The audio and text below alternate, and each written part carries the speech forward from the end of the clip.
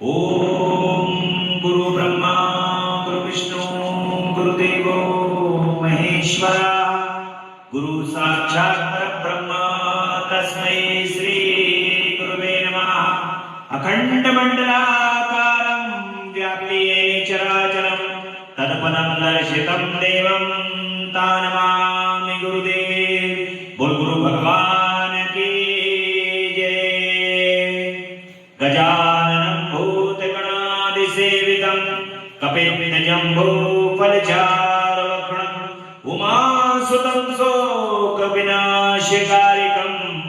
नमामि विघ्नेश्वरपादपङ्कजं। बोल गणपति गजानन भगवान की जय। ओम जयंती मंगला काली भद्रकाली कपालिनी दुर्गा क्षमा शिवा धात्री स्वाहा स्वधा नमस्तुते। बोल जगदम्बा मैया की जय। ओम कर्पूरगौरं करुणावतारं संसारसारं भुजगेन्द्रहारं सदा वसन्तं हृदयारविन्दे भवं भवानी सहितं नमामि। ओम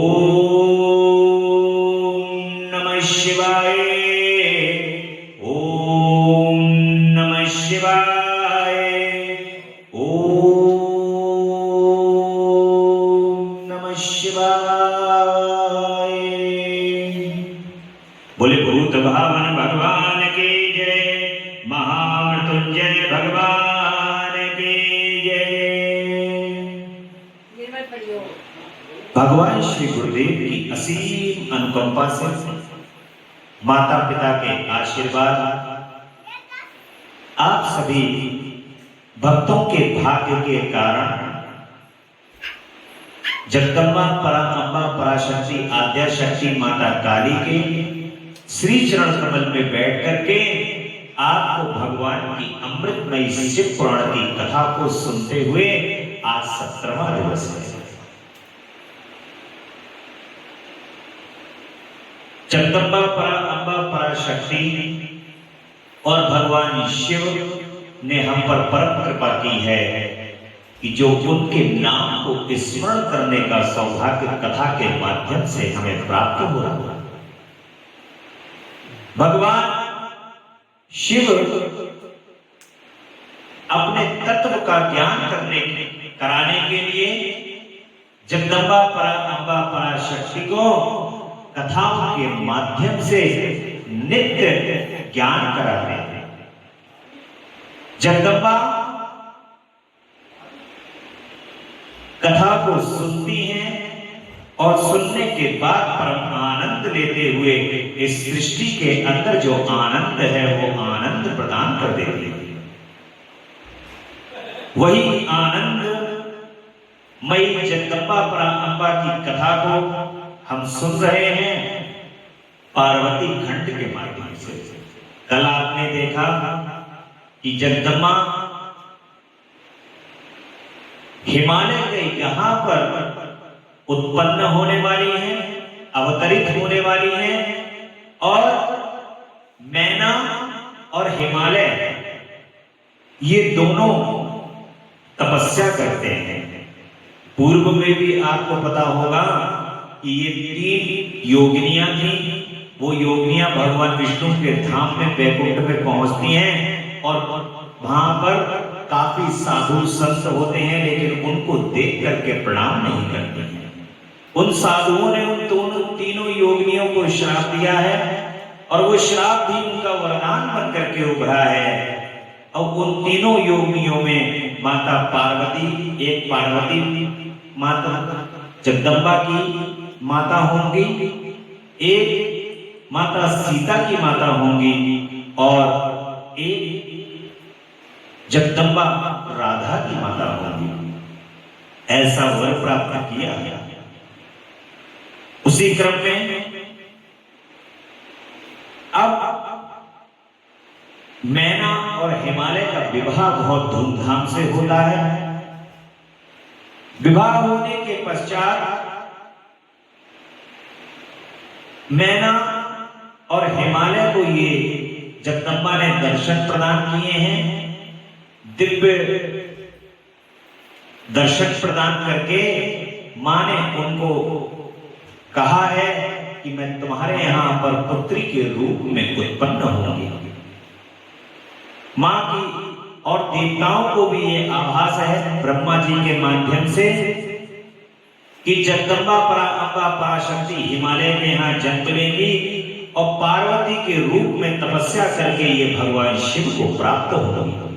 तो देवता बड़े प्रयासरत हैं कि बड़ी जल्दी मां जो है वो आए और आकर के अवतरित हो हिमालय के यहाँ, मैना मां के यहाँ, और आकर के भगवान शिव के साथ वर्ण हो उनका और हमारे कार्य जल्दी सिद्ध हो। ऐसी देवता लोग गुहार लगा रहे हैं लगातार। हिमालय और मैना के विवाह के बाद देवताओं की बात सुन करके माता मैना और हिमालय घोर तपस्या को निकल जाते हैं और 27 वर्ष तक लगातार माता उमा देवी की मैना देवी तपस्या करती हैं और 27 वर्ष घोर तपस्या जब उन्होंने की तो उमा देवी प्रसन्न होकर के मैना के सामने उपस्थित हुई, मैना के सामने आई। और वो दिन कौन सा था? जब 27 वर्ष तक उन्होंने तपस्या की और उमा देवी उनके सामने प्रकट हुई तो चैत्र मास की 9वीं तिथि थी, जिस दिन मां ने आकर के मैना देवी को दर्शन देकर के पुत्री के रूप में प्रकट होने के लिए अवतरित हुई। माता उमा कह रही है, हे विदेह और हे देवताओं तथा मुनियों, वहां पर मां साक्षात रूप में प्रकट हो गई है। मैना देवी की तपस्या से प्रसन्न होकर के कि तुम सब लोग अपने मानस मन से व्यथा को निकाल दो और मेरी बात को ध्यान से सुनो। मैं तुम पर प्रसन्न हूं, इसमें कोई संशय नहीं है। सब लोग अपने अपने स्थान को जाओ और चिरकाल तक सुखी हो जाओ। माता कह रही है कि अब जो है जाओ और सुखी हो जाओ, क्योंकि तुम्हारी प्रार्थना को मैंने स्वीकार कर लिया है और मैं मैना की पुत्री होकर के उनको सुख दूंगी और रुद्रदेव की पत्नी हो जाऊंगी। ये मेरा अत्यंत गुप्त मत है और भगवान शिव की लीला अद्भुत है।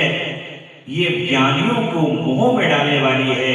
देवताओं उस यज्ञ में जाकर पिता के द्वारा अपने स्वामी का अनादर देख करके मैंने दक्ष जनित शरीर को त्याग दिया। तभी से मेरे स्वामी कालाग्नि रुद्रदेव तत्काल दिगंबर हो गए थे। ये वे मेरी ही चिंता में डूबे रहते हैं। उनके मन में यह विचार उठा रहता है कि धर्म को जानने वाली सती मेरा रोष देखकर पिता के यज्ञ में गई और वहां मेरा अनादर देख मुझ में प्रेम होने के कारण उसने अपना शरीर त्याग दिया।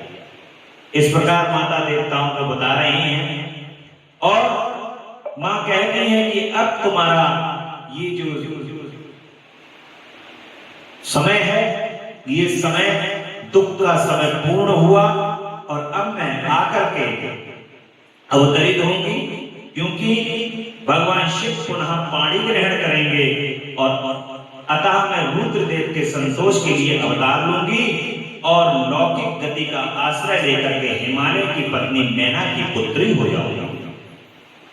ब्रह्मा जी कहते हैं कि नारद ऐसा कह करके जगदम्बा शिवा उस समय समस्त देवताओं के देखते देखते अदृश्य हो गई और तुरंत अपने लोक में चली गई। तदंतर हर्ष से भरे हुए विष्णु आदि सभी देवता और मुनि उस दिशा को प्रणाम करके अपने अपने धाम को चले गए। जिधर मां गई उस दिशा को वो लोग प्रणाम करके अपने अपने धाम को चले जाते हैं।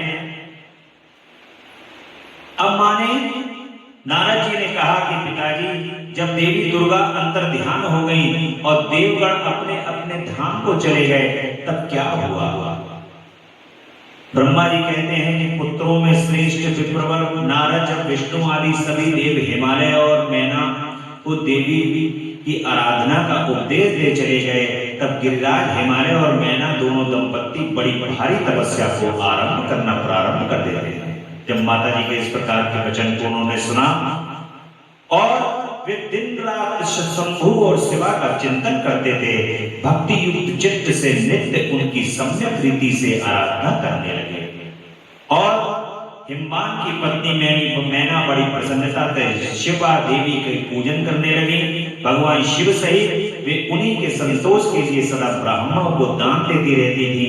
मन में संतान की कामना लिए हुए चैत्र मास के आरंभ से लेकर के 27 वर्षों तक प्रतिदिन तत्परता पूर्वक शिवा देवी पूजा की आराधना में लगे रहते थे।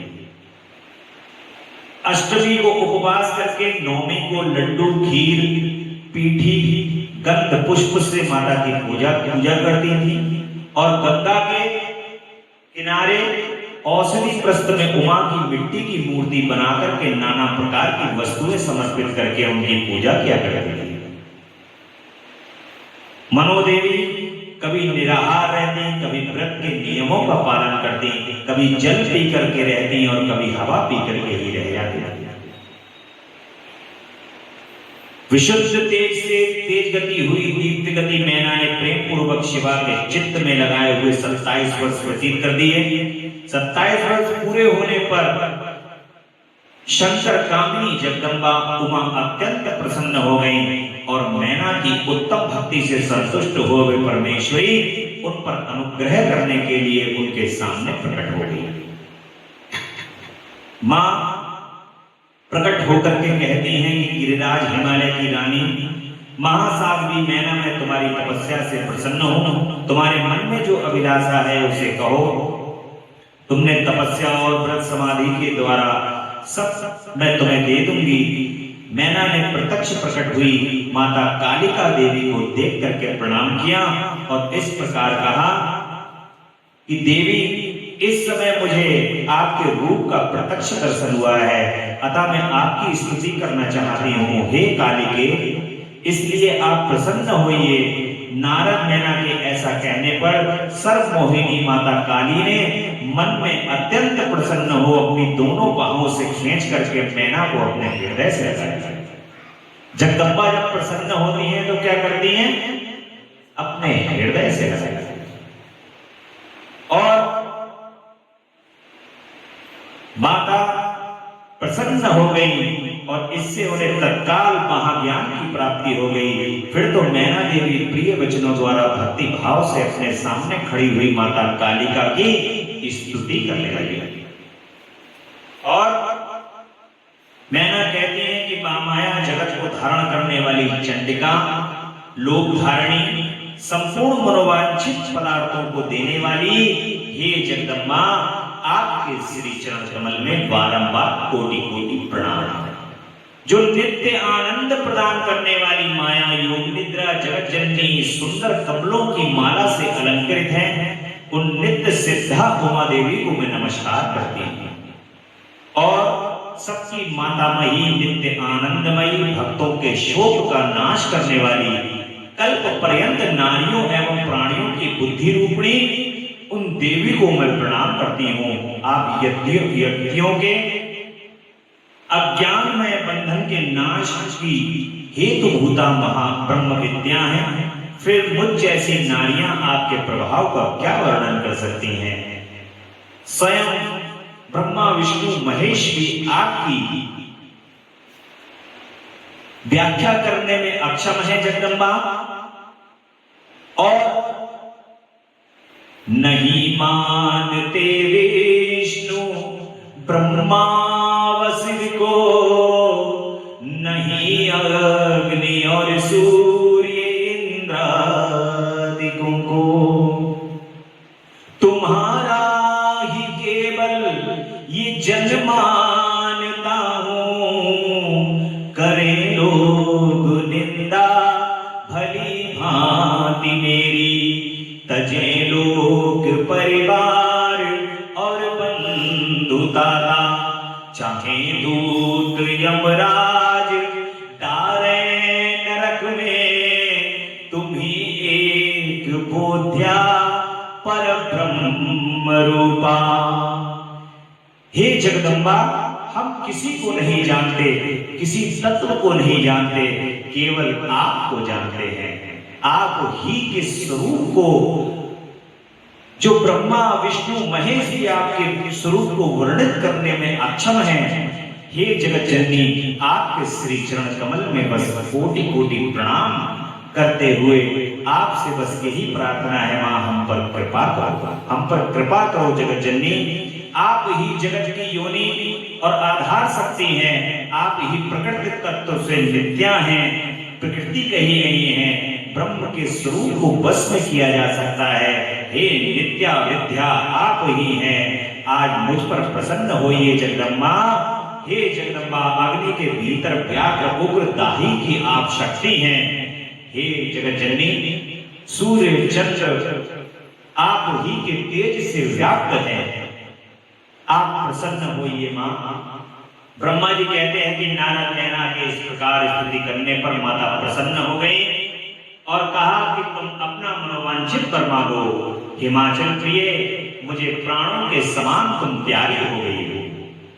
माता जी कह रही हैं, बड़ी प्रसन्न हो गई मां, और नैना से कह रही हैं कि तुम मुझे प्राणों से प्यारी हो गई हो, तुम्हारी जो इच्छा होगी मैं उसे निश्चय ही पूर्ण करूंगा।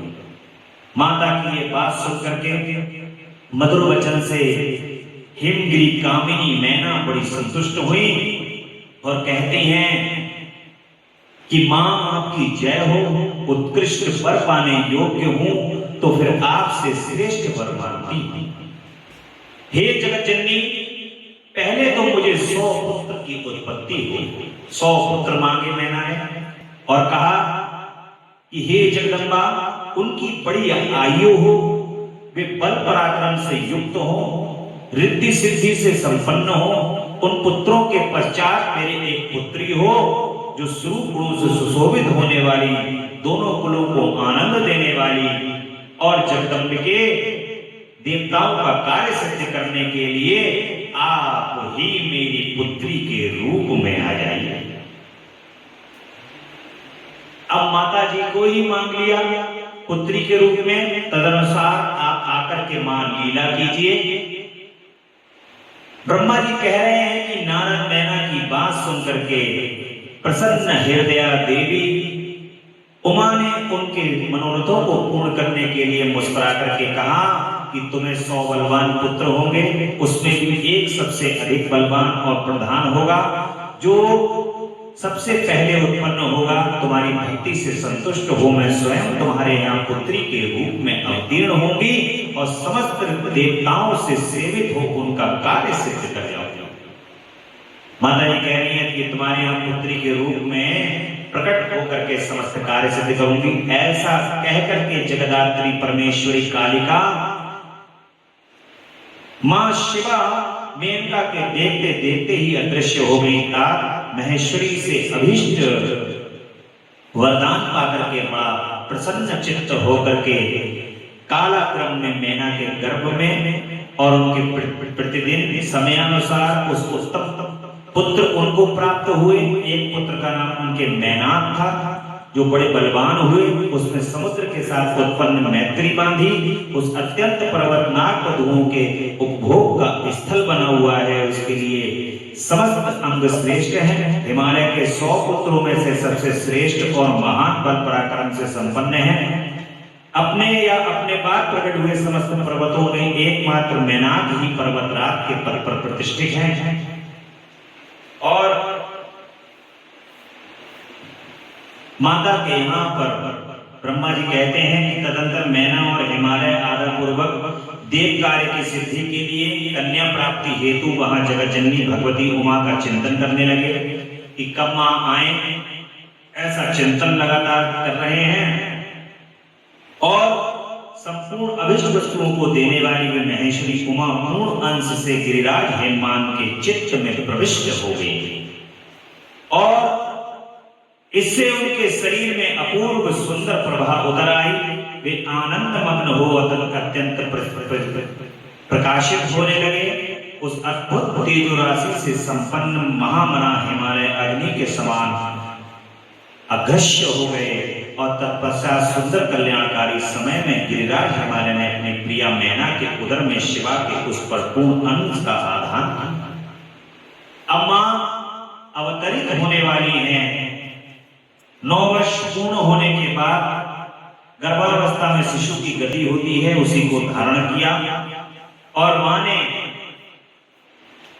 उनको दर्शन दिए, मैना को और हिमालय को।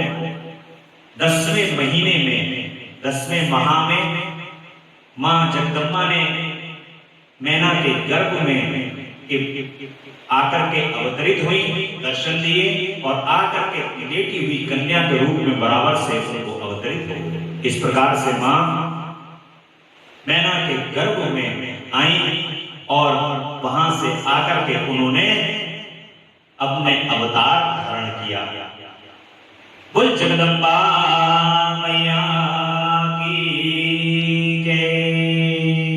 अब तो आनंद ही आनंद छा गया। माता के बाबा के घर लाली आई है और लाली के आने से परम आनंद हो गया। जो मैना 100 पुत्रों को जन्म देने के बाद इतनी प्रसन्न नहीं हुई, वो एक मां जगदम्बा के आने से उनके यहाँ पर प्रसन्नता की लहर जग गई और जैसे मानो कि तीनों लोक उनको प्राप्त हो गए हों, जैसे मानो कि उनका जीवन धन्य हो गया हो, ऐसी पुत्री के रूप में उन्होंने मां जगदम्बा को प्राप्त किया है। तीनों लोकों के स्वामी भगवान शिव की शिवा आज हिमालय के घर में उत्पन्न हुई है, अवतरित हुई है। तो बड़ी सुंदर सी एक बधाई है।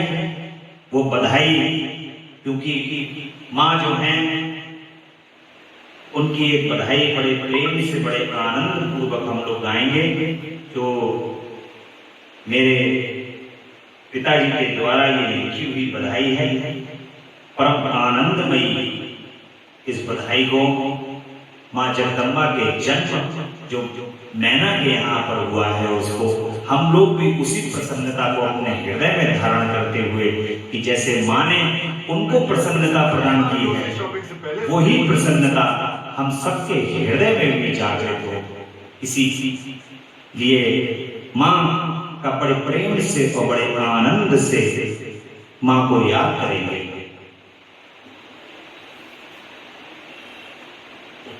बोल जगदम्बा रानी की जय।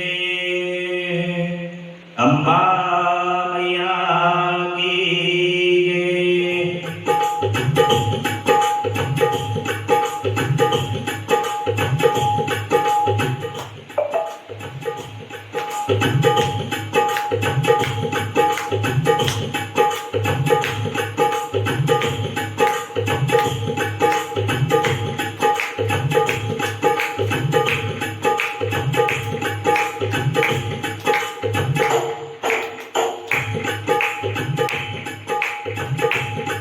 बधाई है, बधाई है, बधाई है, बधाई है।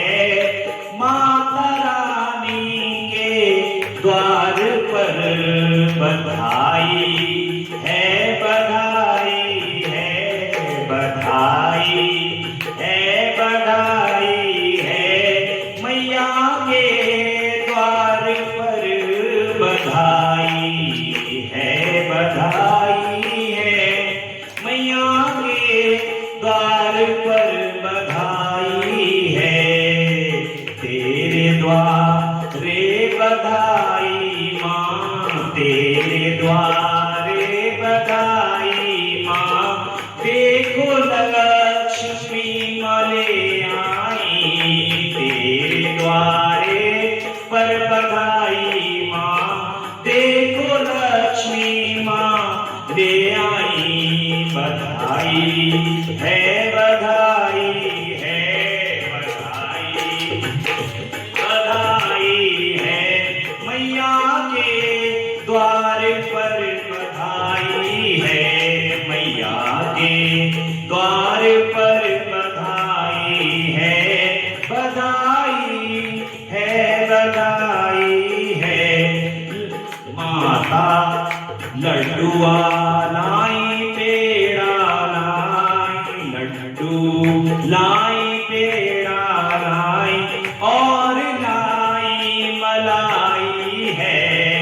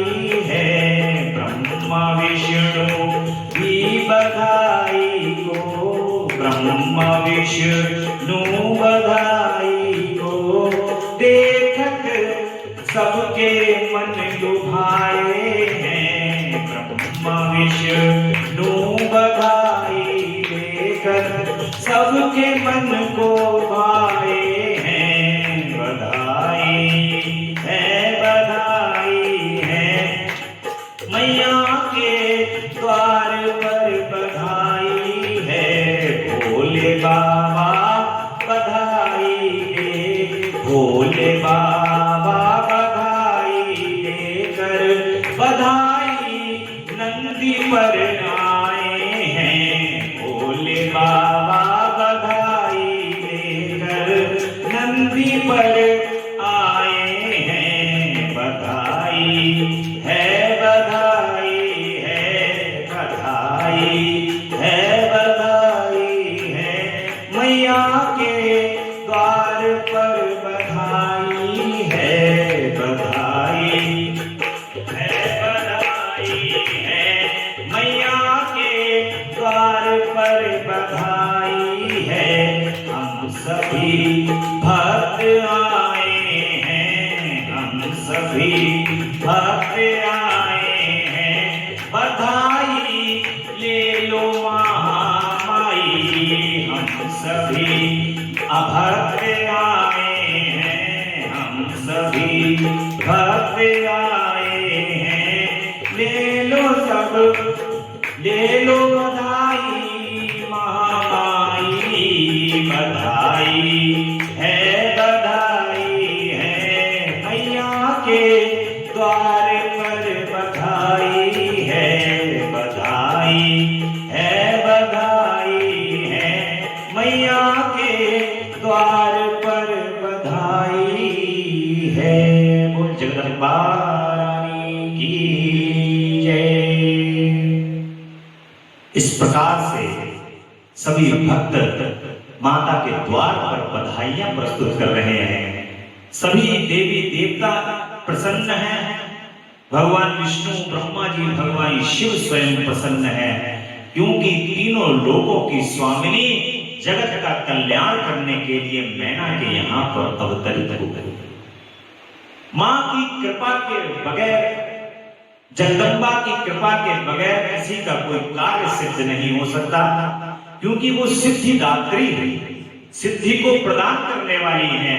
इस समस्त संसार के अंदर कोई भी कार्य जगदम्बा परा अम्बा पराशक्ति का स्मरण किए हुए बगैर संपन्न नहीं हो सकता। और वो सिद्धिदात्री अब मां मैना के यहाँ पर अवतरित हो चुकी हैं और देवता बड़े हर्षित हैं, प्रसन्न चित्त हैं, क्योंकि बाबा के यहाँ लाली आई है।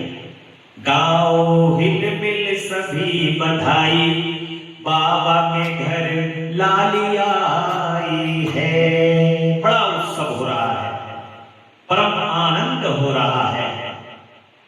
और उस उत्सव के अंदर हिमालय और मैना की प्रसन्नता का कोई ठिकाना नहीं है, क्योंकि अपने ज्ञान जो उनके भक्ति का ज्ञान है उससे उनको भगवान की जो माया होती है उससे ये तो विस्मृति हो जाती है कि ये साक्षात जगदम्बा है, परंतु जो आनंद होता है भक्तों के मन के अंदर का, उससे ये अनुभूति रहती है कि मेरे पास जगदम्बा है। भक्तों को ये अनुभूति होती है और पल पल क्षण क्षण वो अनुभूति कर रहे हैं माता की कि मां जगदम्बा जो है वो मेरे पास ही है। ऐसा सुख उनको प्राप्त हो रहा है, ऐसा आनंद उनको प्राप्त हो रहा है। और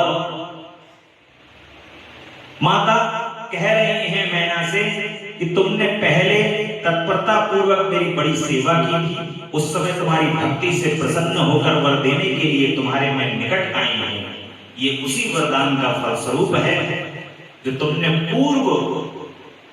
जो मैना देवी ने पूर्व 27 जन्मों पहले मां की आराधना करती आ रही हैं और हर जन्म में मां को प्राप्त करने के लिए बार बार तपस्या कर रही हैं। आज वो तपस्या पूर्ण रूप से पुत्री के रूप में सफल कर दी है और कह रही है माता कि मैं तुम्हारी पुत्री के रूप में तुम्हें सुख देने के लिए, परम आनंद देने के लिए, जिसके पास साक्षात जगदम्बा पराअम्बा पराशक्ति, देखो जो केवल जरा सा जीवन के अंदर इतना सा भी अनुभव कर लेता है, जैसे मैंने कल आपको एक कहानी सुनाई थी कृष्णदास जी महाराज की। भगवान की जो अनुभूति ही करता है, एक यहां पर वो कहानी में एक बार रक्षाबंधन वाली कहानी जरूर सुनाना चाहूंगा।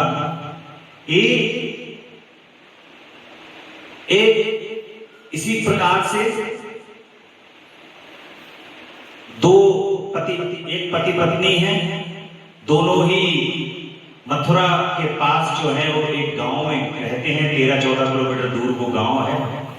उस गांव के अंदर रहते रहते रहते रहते काफी समय व्यतीत हो गया और उस माता के कोई भी बालक नहीं, बच्चा नहीं।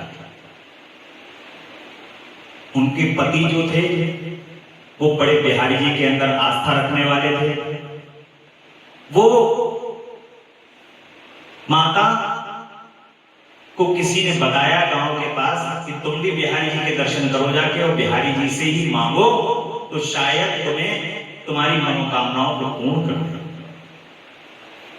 जिस कारण से वो बेचारी हमेशा तिरस्कार का भाव रहता था, कहीं कोई उसको बांझ कह करके अपने किसी अच्छे कार्य में, सुंदर कार्य के अंदर कोई नहीं बुलाता था, उसको निकट नहीं बैठाता था। उसको इस बात की बड़ी गिलानी हुई। उस गिलानी को देखते हुए उसने कहा कि मैं भी श्री बांके बिहारी जी के पास जाऊंगी और उनसे जाकर के अपनी प्रार्थना, ये इस कलयुग की अभी 40-45 वर्ष पूर्व की बात है, भगवान के पास पहुंची। प्रत्येक अमावस्या पर जाकर के भगवान बांके बिहारी जी के दर्शन करती वृंदावन में और आ जाती। करते करते करते करते 2.5-3 वर्ष गुजर गए। एक अमावस्या को जब वो पहुंची तो उसने कहा कि कोई मनोकामना पूर्ण नहीं हो रही है। अब बिहारी जी के सामने रोने लगी और रो करके कहने लगी कि अब तो मैं आखिरी बार आई हूं और तुम सुनो तो सुन लो, नहीं सुनो तो कोई बात नहीं। ऐसा भाव, जब भाव प्रकट हुआ तो बिहारी जी के हृदय में भी उसको देने की अभिलाषा उत्पन्न हुई, क्योंकि उसने बड़े गुस्से में भगवान से जो जिस भाव से कहता है, भगवान उस भाव को बड़ी अच्छी तरीके से समझ लिए। और बिहारी जी ने अपने सेवादार जो उनके मंदिर के अंदर हैं, वो सेवादार आए और उन्होंने कहा कि मां आप क्यों रो रही हो, क्यों परेशान हो? तो उन्होंने अपनी पूरी व्यथा उनको बताई गोस्वामी जी को।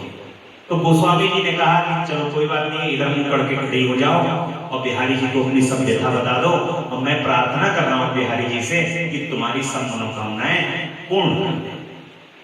ऐसा उसने वहां बिहारी जी के सामने कहा। उसने एक माला उतार कर उनके गले में चढ़ाई, प्रसाद दिया, प्रसन्नता पूर्वक वो आई घर लौट करके। और उसके बाद थोड़े दिनों तक समय व्यतीत होता रहा। एक स्वप्न हुआ उसको रात में, रात्रि में एक स्वप्न हुआ। उस स्वप्न में एक छोटी सी बच्ची खेलते हुए, हाथ में पेड़ा लिए हुए, मलाई खाते हुए और बड़ा आनंद देते हुए उसको स्वप्न प्राप्त हुआ। सुबह को उठ करके जब उसने अपने पति को बताया तो उसके पति ने कहा कि ये तो साक्षात श्री राधा रानी है जो तेरे ऊपर कृपा की है, और उन्होंने राधा रानी ने ही दर्शन प्रदान किए। थोड़ा समय और व्यतीत हुआ, गर्भस्थ हुई और एक पुत्री, सुंदर पुत्री का जन्म हुआ।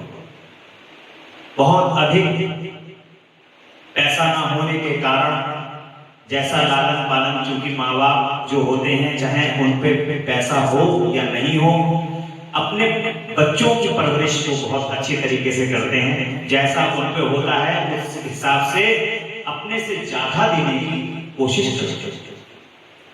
बड़े अच्छे से लालन पालन हुआ। इतने दिनों बाद पुत्री का जन्म हुआ तो वो 100 पुत्रों के जन्म से बढ़कर के उसको पुत्री उनको प्राप्त हुई। अब बड़ा आनंद रहा। पुत्री धीरे धीरे धीरे धीरे करके बड़ी होने लगी। 5-6 साल की जब वो पुत्री हुई तब उसने कहा कि माताजी, पिताजी, मेरे कोई भाई नहीं है। रक्षाबंधन का त्योहार है, सब अपने अपने भाइयों की राखी बांध रहे हैं, लेकिन मेरे कोई भाई नहीं है।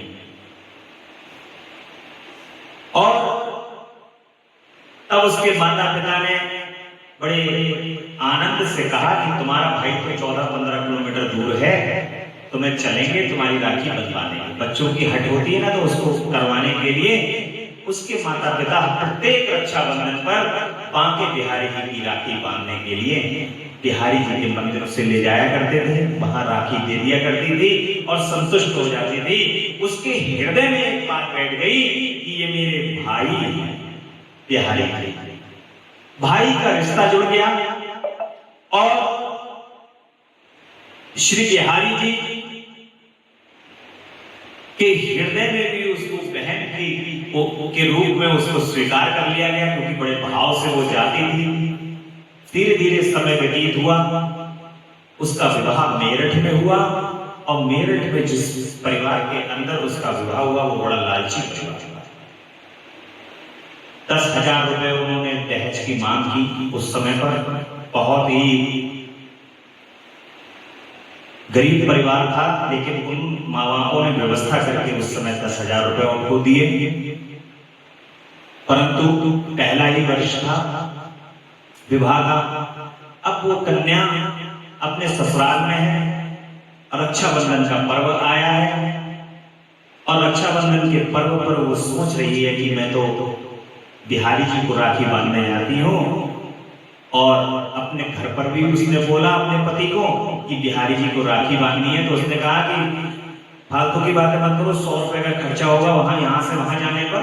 कंजूस भी बहुत है, कह रहे हैं कि 100 रुपए का खर्चा होगा, कोई नहीं, घर बैठो यहाँ, मना कर देते। बड़ा प्रयत्न किया लेकिन कुछ नहीं हुआ। ऐसे ही उसकी नंदे आई और उस राखी बांधने के लिए अपने भाई को उनकी सेवा में लगी रही। रसोई में जाकर के जब वो उनके लिए कुछ भोजन इत्यादि बना रही थी, उसी समय पर उसको रोने लगी। रो करके श्री बांके बिहारी जी को याद करने लगी और कहने लगे कि भैया, ये वर्ष ऐसा वर्ष है जब मैं तुम्हारे लिए इतने वर्षों से राखी बांध रही हूँ और इस बार मैं आपकी राखी बांधने के लिए श्री वृंदावन धाम नहीं आ पाया। भक्त वत्सल भगवान जो कि केवल और केवल भावनाओं को ग्रहण करने वाले श्री ठाकुर जी महाराज अपने यहाँ पर बड़ा आनंद लेते हैं और उन्होंने परम आनंदित होते हुए बिहारी जी ये बात सुन रहे हैं और रो रही है वो। और रोते रोते रोते रोते रोते इतनी देर में एक 14-15 साल का बालक वहां प्रकट हो जाता है, आ जाता है कहीं से। और आने के बाद कहता है, अरे बहन कुछ खिला दे, बड़ा भूखा हूं। क्योंकि वो सुबह से भूखी भी है, जब तक बिहारी जी को राखी नहीं बांध देती है तब तक वो कुछ खाती नहीं, ये उसका नियम है। और कहता है कि बहन कुछ खिला दे। वो सोचती है कि गांव का ही कोई लड़का है जो यहाँ आ गया है, कुछ खाने के लिए कह रहा है। खाने के लिए जैसे ही कुछ देती है, वो कहती है ये क्या तेरे हाथ में? वो कहती है राखी है जो मैं बिहारी जी के बांधते हो, तो चल मेरे बांधे। अब वो पहले तो थोड़ा झिझकती है बांधने के लिए, फिर वो कहता है कोई बात नहीं, मैं तेरा भाई हूं, बांध। अपना हाथ बढ़ा करके जब वो अपनी राखी बंधवा लेते हैं, तब जो उसके हाथ में खाने का होता है अपने बहन के मुंह में जबरदस्ती खिला दिया। श्री बांके बिहारी जी इतनी देर में उसको बाहर से आवाज लग जाती है। आवाज सुनकर के वो जैसी बाहर जाती है और बाहर आवाज सुनकर के फिर उसके बाद अंदर आती है। जब वो अंदर आती है तो देखती है कि वो लड़का कहां चला गया। इतना देख करके, क्योंकि जब कोई अंदर से बाहर जाएगा तो अपने ससुर से पूछती है कि कोई आया ना? बोले ना कोई आया ना कोई गया। उसको तुरंत उसके हृदय के अंदर ये विश्वास प्रकट हो गया कि ये तो त्रिलोकी नाथ ही हैं जो आज मुझसे मैं राखी बंधवाने के लिए नहीं, बांधने के लिए नहीं जा पाई, तो आज स्वयं श्री बांके बिहारी मेरे पास राखी बंधवाने के लिए। भगवान को लगातार यदि आप कोई भी चीज समर्पित करते हो तो उनको इंतजार रहता है आपके समर्पण का, आपके भाव का। जो आपके हृदय के अंदर भाव है, उस भाव का उनको, ये जो भाव आपके हृदय में प्रकट हुआ है, ये भाव लेते हैं। तुम रोज एक लोटा जल कर उनको चढ़ाते हो, तो आपके प्रभु उस एक लोटा जल का इंतजार करते हैं। जब नहीं चढ़ाओगे, कोई आपके पास ऐसी कोई वजह होगी जिस वजह से नहीं चढ़ा पा रहे हो, तो कहेंगे लाओगे आज एक लोटा तो जल पिला दो। स्वयं ऐसी भावना जब प्रकट भक्त के अंदर हो जाती है, तो भगवान अपने हाथों से ग्रहण करते हैं। उषा दीदी नाम की वो भगवान की परम भक्त उसी समय अपना घर परिवार तज करके, कि जिन्होंने मुझे अपने माँ के बिहारी के पास नहीं जाने दिया, जिस संसार में मुझे उनके पास नहीं जाने दिया, वो मेरे किसी काम का नहीं। और सारा अपना घर गृहस्थ सब छोड़ करके श्री बांके बिहारी की शरणागत पहुंच गई, और बांके बिहारी में जाकर के उन्होंने अपने पद और इतने अच्छे पदों का संग्रह, भक्ति की, आनंद किया बिहारी जी की भक्ति में, और बिहारी जी के श्री चरण कमल को वैकुंठ धाम को गई। बोले भक्त वत्सल भगवान की जय। ये भक्ति है। भगवान की भक्ति के अंदर जो दृढ़ निश्चय रखता है, दृढ़ता रखता है, भगवान उसको तुरंत शीघ्र ही फल प्रदान करते हैं। और मैना को भी ऐसा ही हुआ। जगदम्बा ने नैना को कहा कि तुम्हारे अनेक जन्मों का जो फल है, ऐसा नहीं है कि बीच बीच में नैना ने तपस्या की तो जगदम्बा प्रकट नहीं हुई, प्रसन्न नहीं हुई, लेकिन मां को अपनी पुत्री के रूप में प्राप्त करना, आप समझ लो कि कितना भयंकर तप होगा उसके पीछे। ऐसा कोई साधारण व्यक्ति तो जगदम्बा को अवतरित नहीं कर सकता। और मां नैना की घोर तपस्या से प्रसन्न होने के बाद उनकी पुत्री के यहाँ पर प्रकट हो गई हैं। अब माता जी के नामकरण का नंबर। नारद जी कहते हैं कि महातेजस्वी कन्या होकर के लौकिक गति का आश्रय ले रोने लगी, और उस मनोहर रुदन को सुनकर के घर की सब स्त्रियां हर्ष से खिल गईं, और सुंदर कांति वाली उस परम तेजस्विनी और मनोरथ कन्या को देखकर गिरिराज हिमालय अतिशय आनंद से निमग्न हो उठे, क्योंकि हिमालय के घर आनंद हुआ है, और वो आनंद जगदम्बा के रूप में विराजित है। तदंतर सुंदर मुहूर्त में मुनियों के साथ हिमवान ने अपनी पुत्री के मां, देखो जो नाम माता कालिका के रूप में, उमा के रूप में विख्यात है, तो सबसे पहला नाम यदि माता का कोई रखा गया तो काली रखा गया। जगदम्बा पार्वती के रूप में भी प्रकट हुई है, तो माता का सबसे प्रथम नामकरण जो किया गया वो है काली। और देवी शिवा गिरिजा के भवन में दिनों दिन बढ़ने लगी, ठीक उसी तरह जैसे वर्षा के समय में गंगा जी की जल बढ़ता है, शरद ऋतु के समान शुक्ल पक्ष में चांदनी बढ़ती है, और सुशीलता आदि गुणों से संयुक्त तथा बंधुओं की प्यारी उस कन्या को कुटुंब के लोग अपने कुल के अनुरूप पार्वती के नाम से, क्योंकि पर्वतराज हिमालय की पुत्री है, इसलिए उनका नाम पार्वती पड़ा। पर्वत की पुत्री पार्वती, इसलिए उनका नाम माता पार्वती के नाम से पड़ने लगा।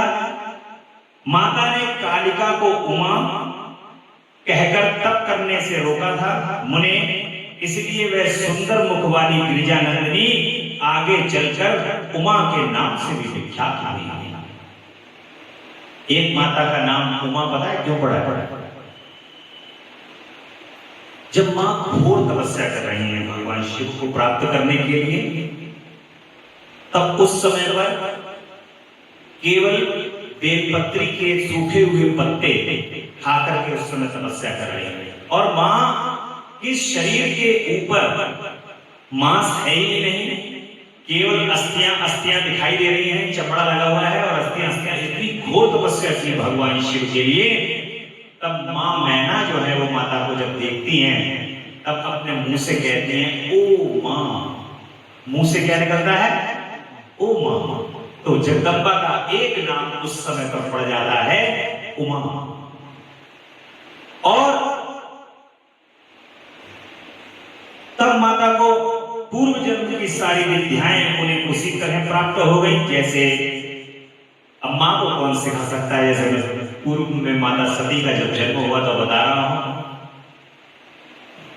एक जो मुख से बोल दिए वही वेद है।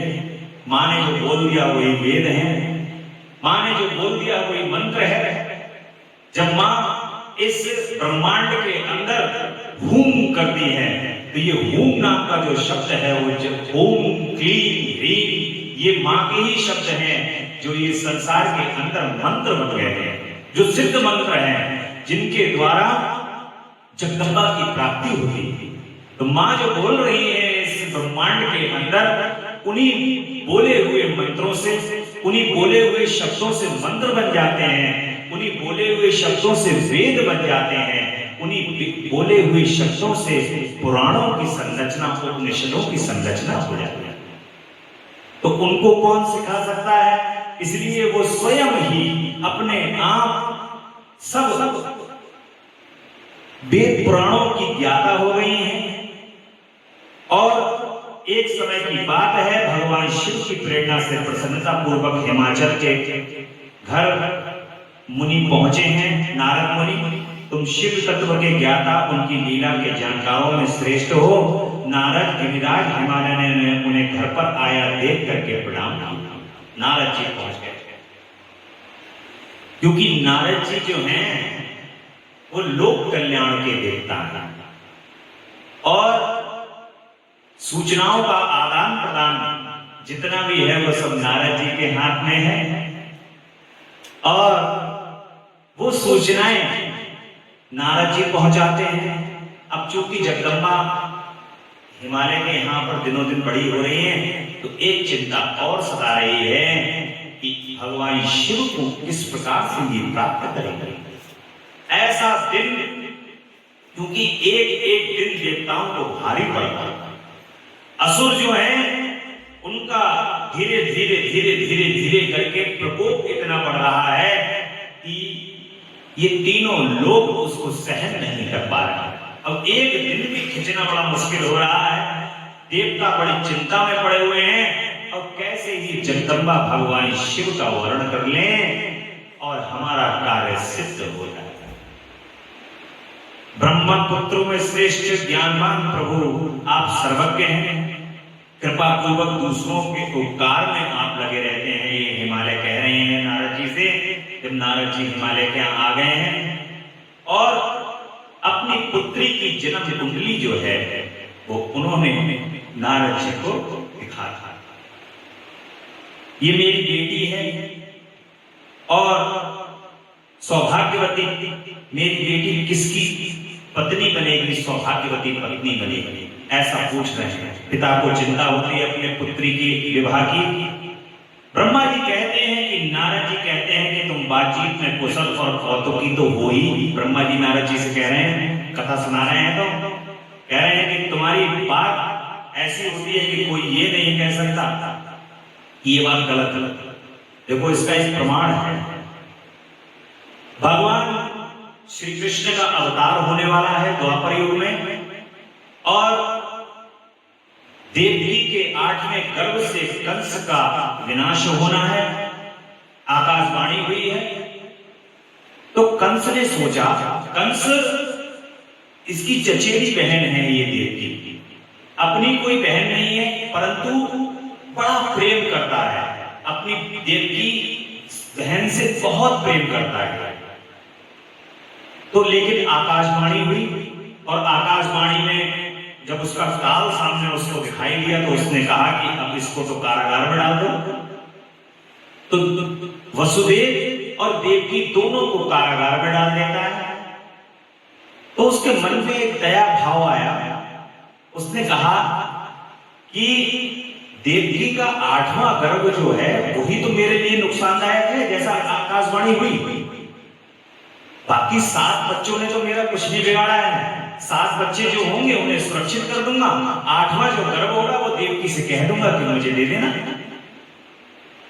तो भगवान जो होतव्यता होती है, उनने सोचा कि ऐसे दया अगर ये दिखाएगा तो फिर बद कहां से होगा, क्योंकि दया भाव अगर इसके मन के अंदर प्रकट हुआ, तुरंत नारद जी को भेजा गया। देवताओं ने कहा कि नारद जी भैया तुम ही कुछ कर सकते हो, समझाओ जाके अपनी कुशलता।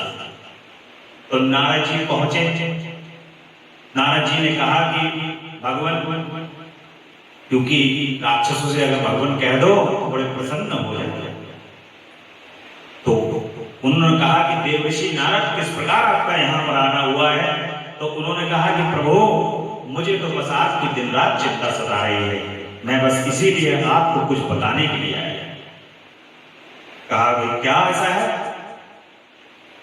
नारद जी ने कहा कि तुमने देखो इन 8 पुत्रों में 8वें पुत्र को देने के लिए कह दिया है, बात तुम्हारी बिल्कुल सही है, 8वां पुत्र है।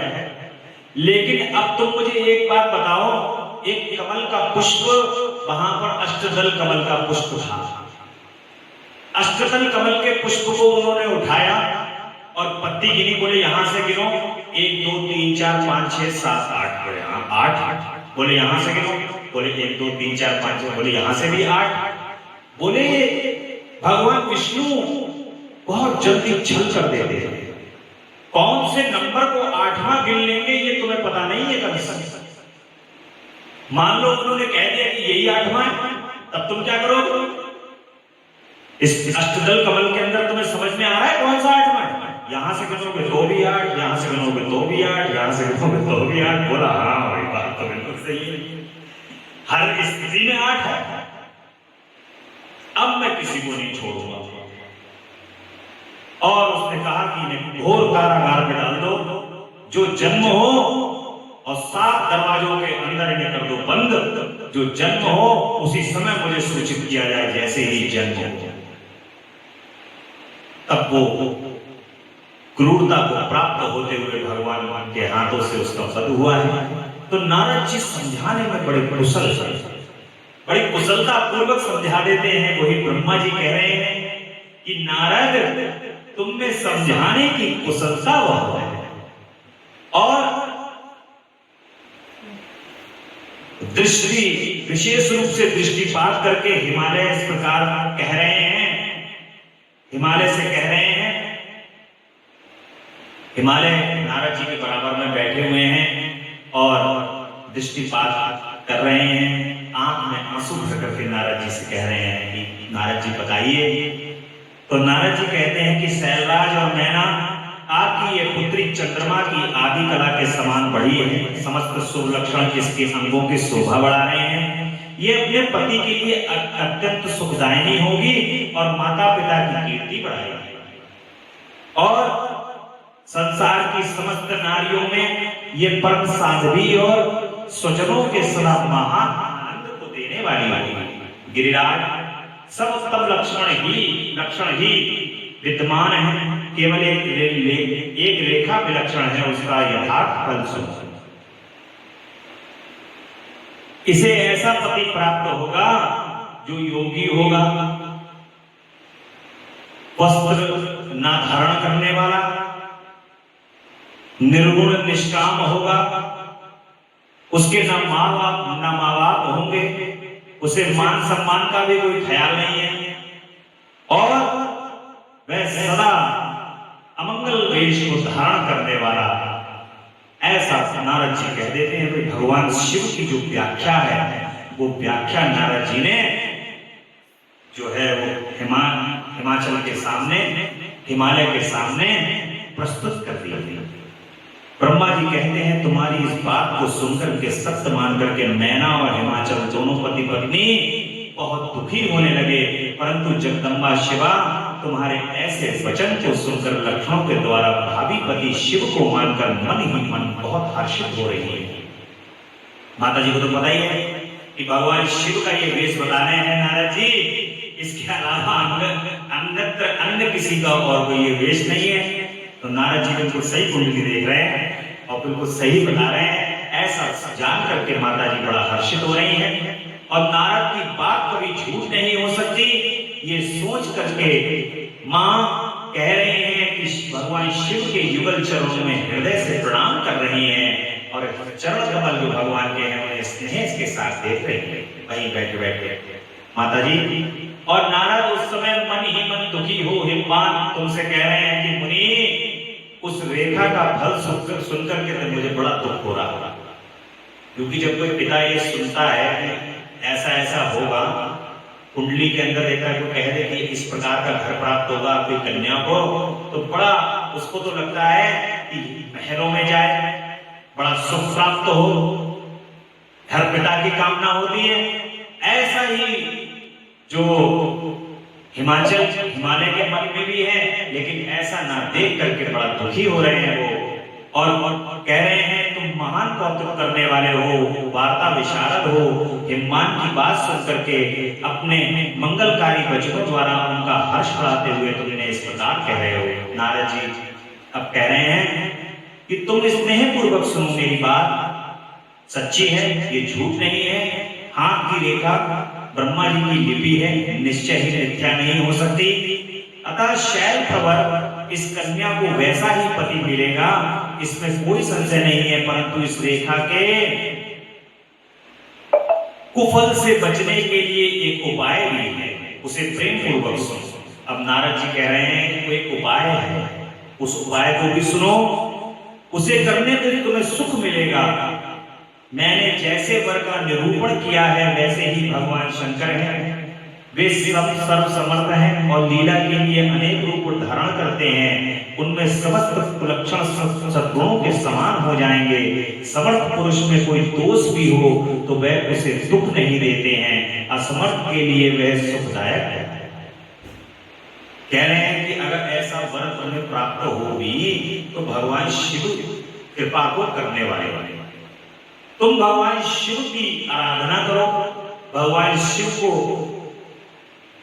याद करो, उनका पूजन करो, तो ऐसा अगर योग बन भी रहा होगा तो ऐसा योग नहीं बनेगा तो मंगल योग बन जाएगा।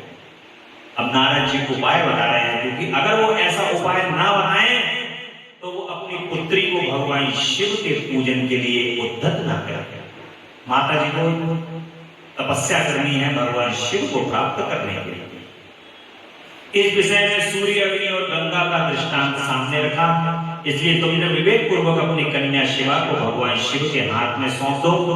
भगवान शिव सबके ईश्वर हैं, सैव निर्विकार और सामर्थ्यशाली अविनाशी हैं, वे जल्दी ही प्रसन्न हो जाते हैं और अतः शिवा को ग्रहण कर लेंगे, इसमें कोई संशय नहीं है। नारद जी कह रहे हैं कि तुम भगवान शिव को ही सौंप दो और यदि शिवा तप करे तो सब काम ठीक हो जाएगा। सर्वेश्वर शिव सब प्रकार से समर्थ हैं, वे इंद्र के वज्र का भी विनाश कर देते हैं और ब्रह्मा जी उनके अधीन हैं और वे सबको सुख देने वाले। अगर हाथ में कुछ लिखा भी है तो ब्रह्मा जी भी उनके अधीन हैं, वो अपनी उस हाथ की रेखा को बदल करके माता जी को कह रहे हैं कि शिवा को ग्रहण कर पत्नी के रूप में स्वीकार कर।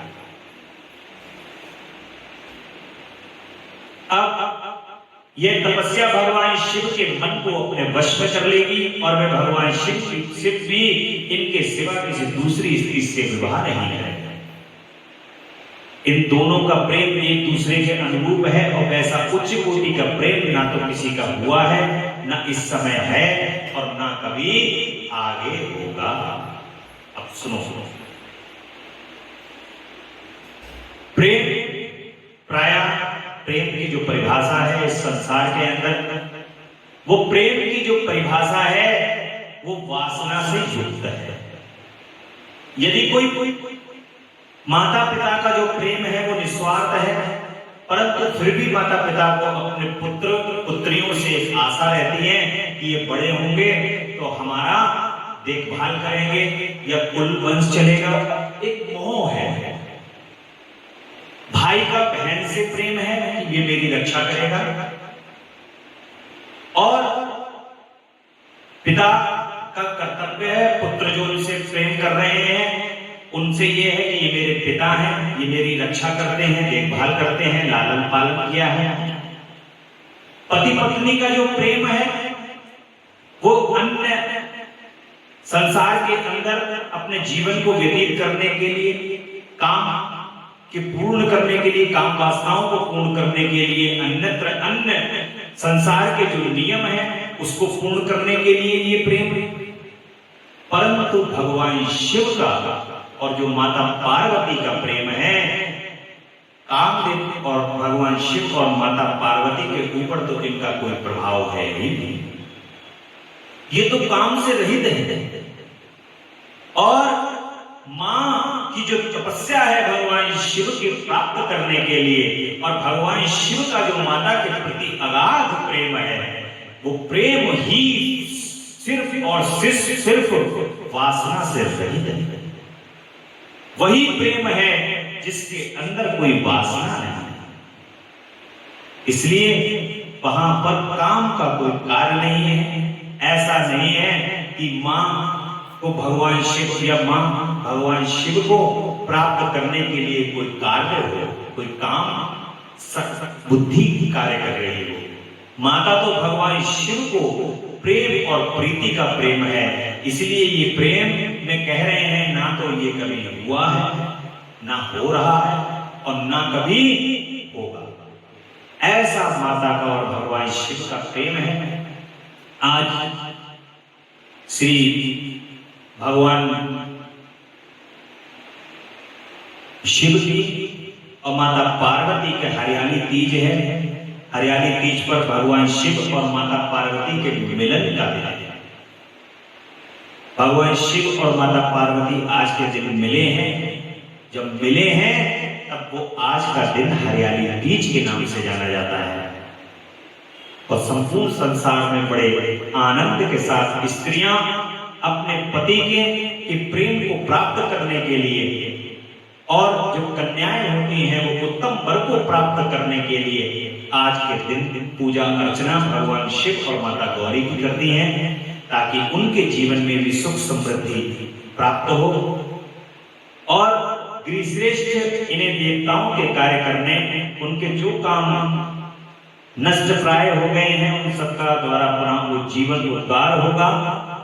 और आपकी कन्या पाकर ही भगवान हर अर्धनारीश्वर होंगे। भगवान शिव आपकी कन्या को प्राप्त करके ही अर्धनारीश्वर होंगे। ऐसा हिमालय से कह रहे हैं। इन दोनों का पुनः हर्षपूर्वक मिलन होगा। आपकी ये पुत्री अपनी तपस्या के प्रभाव से सर्वेश्वर महेश्वर को संतुष्ट करके उनके शरीर के आधे भाग को अपने अधिकार में कर लेंगी और उनका अर्धांग बन जाएगी। हे गिरिश्रेष्ठ, तुम्हें अपनी ये कन्या भगवान शंकर के सिवा किसी दूसरे को नहीं देनी चाहिए। ये देवताओं का गुप्त रहस्य है, इसे कभी प्रकाशित नहीं करना। और हिमालय कह रहे हैं कि ज्ञानी मुनि नारद, मैं आपको एक बात बता रहा हूं, उसे प्रेम पूर्वक सुनो और आनंद का अनुभव कीजिए। सुना जाता है महादेव सब प्रकार की आसक्तियों का त्याग करके अपने मन को संयम में रखते हुए नित्य तपस्या करते हैं। देवताओं की भी दृष्टि में नहीं आते। देवऋषि ध्यान मार्ग में स्थित होते हुए भगवान शंभु पर ब्रह्म में लगाए हुए अपने मन को कैसे हटाएगा। वो कह रहे हैं भगवान शिव तो ध्यान मग्न रहते हैं और मेरी कन्या हमको कैसे प्रसन्न करेगी, कैसे तपस्या करेगी कि वो तब से बाहर निकल करके मेरी कन्या की ओर ध्यान देंगे। वो तो ध्यान मार्ग से भगवान शिव हर समय मस्त रहते हैं। अब इस विषय में मुझे महान संदेह है, कहीं ऐसा ना हो तब करते करते करते करते करते करते मेरी कन्या का शरीर भी समाप्त हो जाए। पिता तो यही सोचेगा ना अपनी पुत्री के लिए। कह रहे हैं कि ऐसा घोर तप जो किसी के ध्यान में ही नहीं आते हैं, वो मेरी कन्या की तपस्या से क्या प्रसन्न हो जाएगा। और निर्विकार, निगुण, सगुण और निर्विशेष और निरीह है और ब्रह्म है, उन सदा से नामक स्वरूप है, अतः वे उसी का सर्वत्र साक्षात्कार करते हैं। अन्यत्र अन्य किसी स्त्री या किसी से भगवान मिलते ही नहीं। तो कह रहे हैं कि वो मिलेंगे कैसे और कैसे वो उनको ग्रहण करेंगे, ये मुझे बड़ी चिंता है, ऐसा हिमालय कह रहे हैं नारद जी से। ये बात सुनकर के नारद जी कह रहे हैं कि हे महामते गिरिराज, इस विषय में तुम चिंता मत करो। कह रहे हैं कि तुम चिंता मत करो, क्योंकि तुम्हारी ये पुत्री काली, कह रहे हैं कि तुम्हारी ये पुत्री काली है, पूर्व काल में दक्ष कन्या सती थी, अब उनको पूरा सारा बताना पड़ रहा है। कह रहे हैं कि दक्ष कन्या के रूप में ये पूर्व में हुई थी, अब ये माता जगदम्बा काली है। अगर नहीं बताएंगे तो वो ऐसा तपस्या करने के अंदर उनको उद्धत नहीं है। नारद ये सब बातें सुनकर के हिमवान को विस्तार पूर्वक बताई और पार्वती का यह पूर्व रूप और चरित्र प्रीति को बढ़ाने वाला है। काली के उस संपूर्ण वृतांत को तुम्हारे मुख से सुनकर हिमवान पत्नी और पुत्र के साथ तत्काल संदेह रहित हो गए। जो मैनाक उनके पुत्र हैं, जो माता जी के भाई हैं मैनाक, और हिमालय है, माता मैना है, नारद जी की बात को बड़ा ध्यान से सुन रहे हैं। नारद जी कह रहे हैं कि ये जगदम्बा है, ये कोई ऐसे नहीं कहा जा रहा है कि कोई भी साधारण व्यक्ति भगवान शिव की आराधना कर ले रहा है, भगवान शिव से विवाह कर लेगा जाकर के और बात पूर्ण हो गई। ये साक्षात जगदम्बा है, दक्ष की पुत्री के रूप में विराजित हुई थी। अब तुम भी मेरी बात मानोगी, जिनको तपस्या करने के लिए उद्धत करोगे। तो बड़ा संतुष्ट हुए वो तीनों और गिरिराज हिमालय पार्वती के उस चरित्र को सुनकर के उनके माथे पर हाथ फेरने लगे और मस्तक पर उनके प्रेम करते हुए, प्यार करते हुए उनको आसन पर बैठा लिया। नारद इसके पश्चात तुम उसी क्षण प्रसन्नता पूर्वक स्वर्गलोक को चले गए और आनंद से युक्त हो अपने सर्व शक्तिशाली भवन में प्रविष्ट हो गए। अब मैना की और हिमालय की बातचीत यहां पर प्रारंभ होती है। ब्रह्मा जी कहते हैं कि नारद जब तुम चले गए तब कुछ काल और व्यतीत हो जाने पर एक दिन मैना ने हिमवान के निकट जाकर के उन्हें प्रणाम किया और गिरिकामिनी मैना अपने पति से विनय पूर्वक कहती हैं कि हे प्राणनाथ, उस दिन नारद मुनि ने जो बात कही थी उसको स्त्री स्वभाव के कारण मैंने अच्छी तरह नहीं समझा। मेरी तो ये प्रार्थना है कि आप कन्या का विवाह किसी सुंदर वर के साथ कर दो, क्योंकि औरतों की एक ही लाइन होती है, उनको तो बस हिमवान को तो समझ में आ गया, नारद जी ने समझा दिया, लेकिन माता जी जो उनकी हैं वो नहीं समझ रही हैं और वो कह रही हैं कि तुम भैया सुंदर एक लड़का देख करके अपनी कन्या का कर दो विवाह, तपस्या और तपस्या जी न कर पाएंगी और फालतू में चक्कर में और पड़ जाओगे और लड़के जो है वो सब हाथ से निकल जाएंगे। भगवान शिव को प्राप्त करना सरल काम नहीं है, इसलिए सर्वथा अपूर्व सुख देने वाला ये विवाह होगा। गिरिजा का वर शुभ लक्षणों से संपन्न और कुलीन होना चाहिए। मेरी बेटी मुझे प्राणों से भी अधिक प्यारी है। कह रही है कि मेरी बेटी प्राणों से भी अधिक प्यारी है, इसके लिए अब तुम वर देखो। ऐसा कहकर मैना अपने पति के चरणों में गिर गई और उस समय उनके मुख पर आंसुओं की धारा बह रही है। प्राण श्रोमणी हिमवान ने उन्हें उठाया और यथावत समझाया। कहा, कह रहे हैं कि देवी मैं यथार्थ और तत्व की बात बताता हूं, सुनो, भ्रम छोड़ो। अब तुम भ्रम छोड़ दो, जो तुम्हारे मन के अंदर भ्रम है। मुनि की बात कभी झूठी नहीं होगी। यदि बेटी पर तुम्हें स्नेह है तो उसे सादर शिक्षा दो। वह भक्ति पूर्वक सुविस्तृत चित्त से भगवान शंकर के लिए तप करे।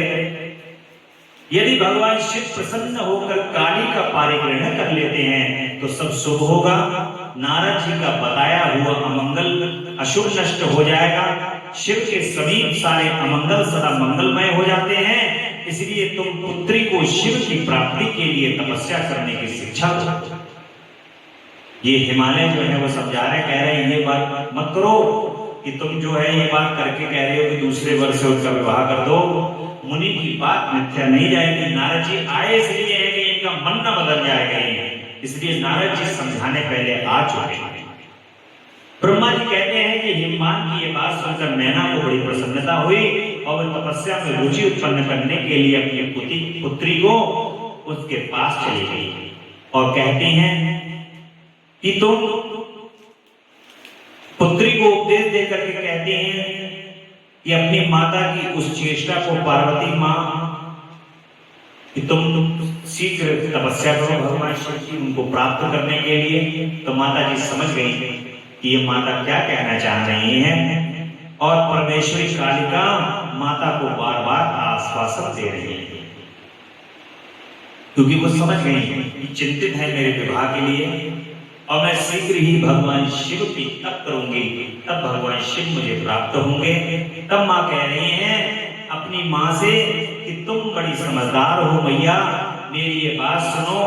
आज पिछली रात्रि के समय ब्रह्म मुहूर्त में मैंने एक स्वप्न देखा है, मैं उससे तुम्हें बताती हूँ। माता पार्वती अपनी माता जी को वो स्वप्न बता रही हैं कि स्वप्न में एक दयालु तपस्वी ब्राह्मण ने मुझे शिव की प्रसन्नता के लिए उत्तम तपस्या करने का प्रसन्नता पूर्वक उपदेश दिया। जब कोई शुभ लक्षण होने वाला होता है तो उससे पहले दिव्य स्वप्न भगवान का दिखाई देता है। नारद जी कहते हैं कि ये सुनकर के मेनका को शीघ्र अपने पति को बुलाया और पुत्री के देखे हुए स्वप्न को पूर्णतः उनको सुनवाया।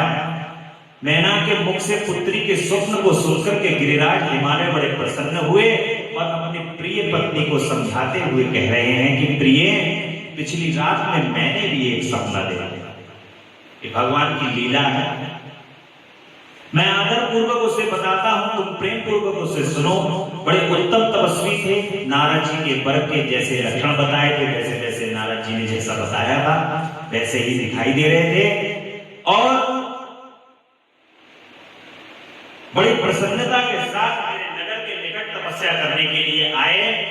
उन्हें देखकर बड़ा हर्ष हुआ और मैं अपनी पुत्री को साथ लेकर के जब उनके पास गया, उस समय मुझे ज्ञात हुआ कि नारद जी के बताए हुए वर भगवान शंभु यही है। तब मुझे ज्ञात हुआ कि जैसे नारद जी ने बताया कि भगवान शिव हैं, वैसे ही भगवान शिव की तरह ही हैं। परंतु उस समय उन्होंने मेरी बात नहीं मानी। इतने में ही वहां साक्ष्य और वेदांत के अनुसार बहुत बड़ा विवाद छिड़ गया। तदंतर उनकी आज्ञा से मेरी बेटी वहीं रह गई और अपने हृदय में उन्हीं की कामना रखकर भक्ति पूर्वक उनकी सेवा करने लगी।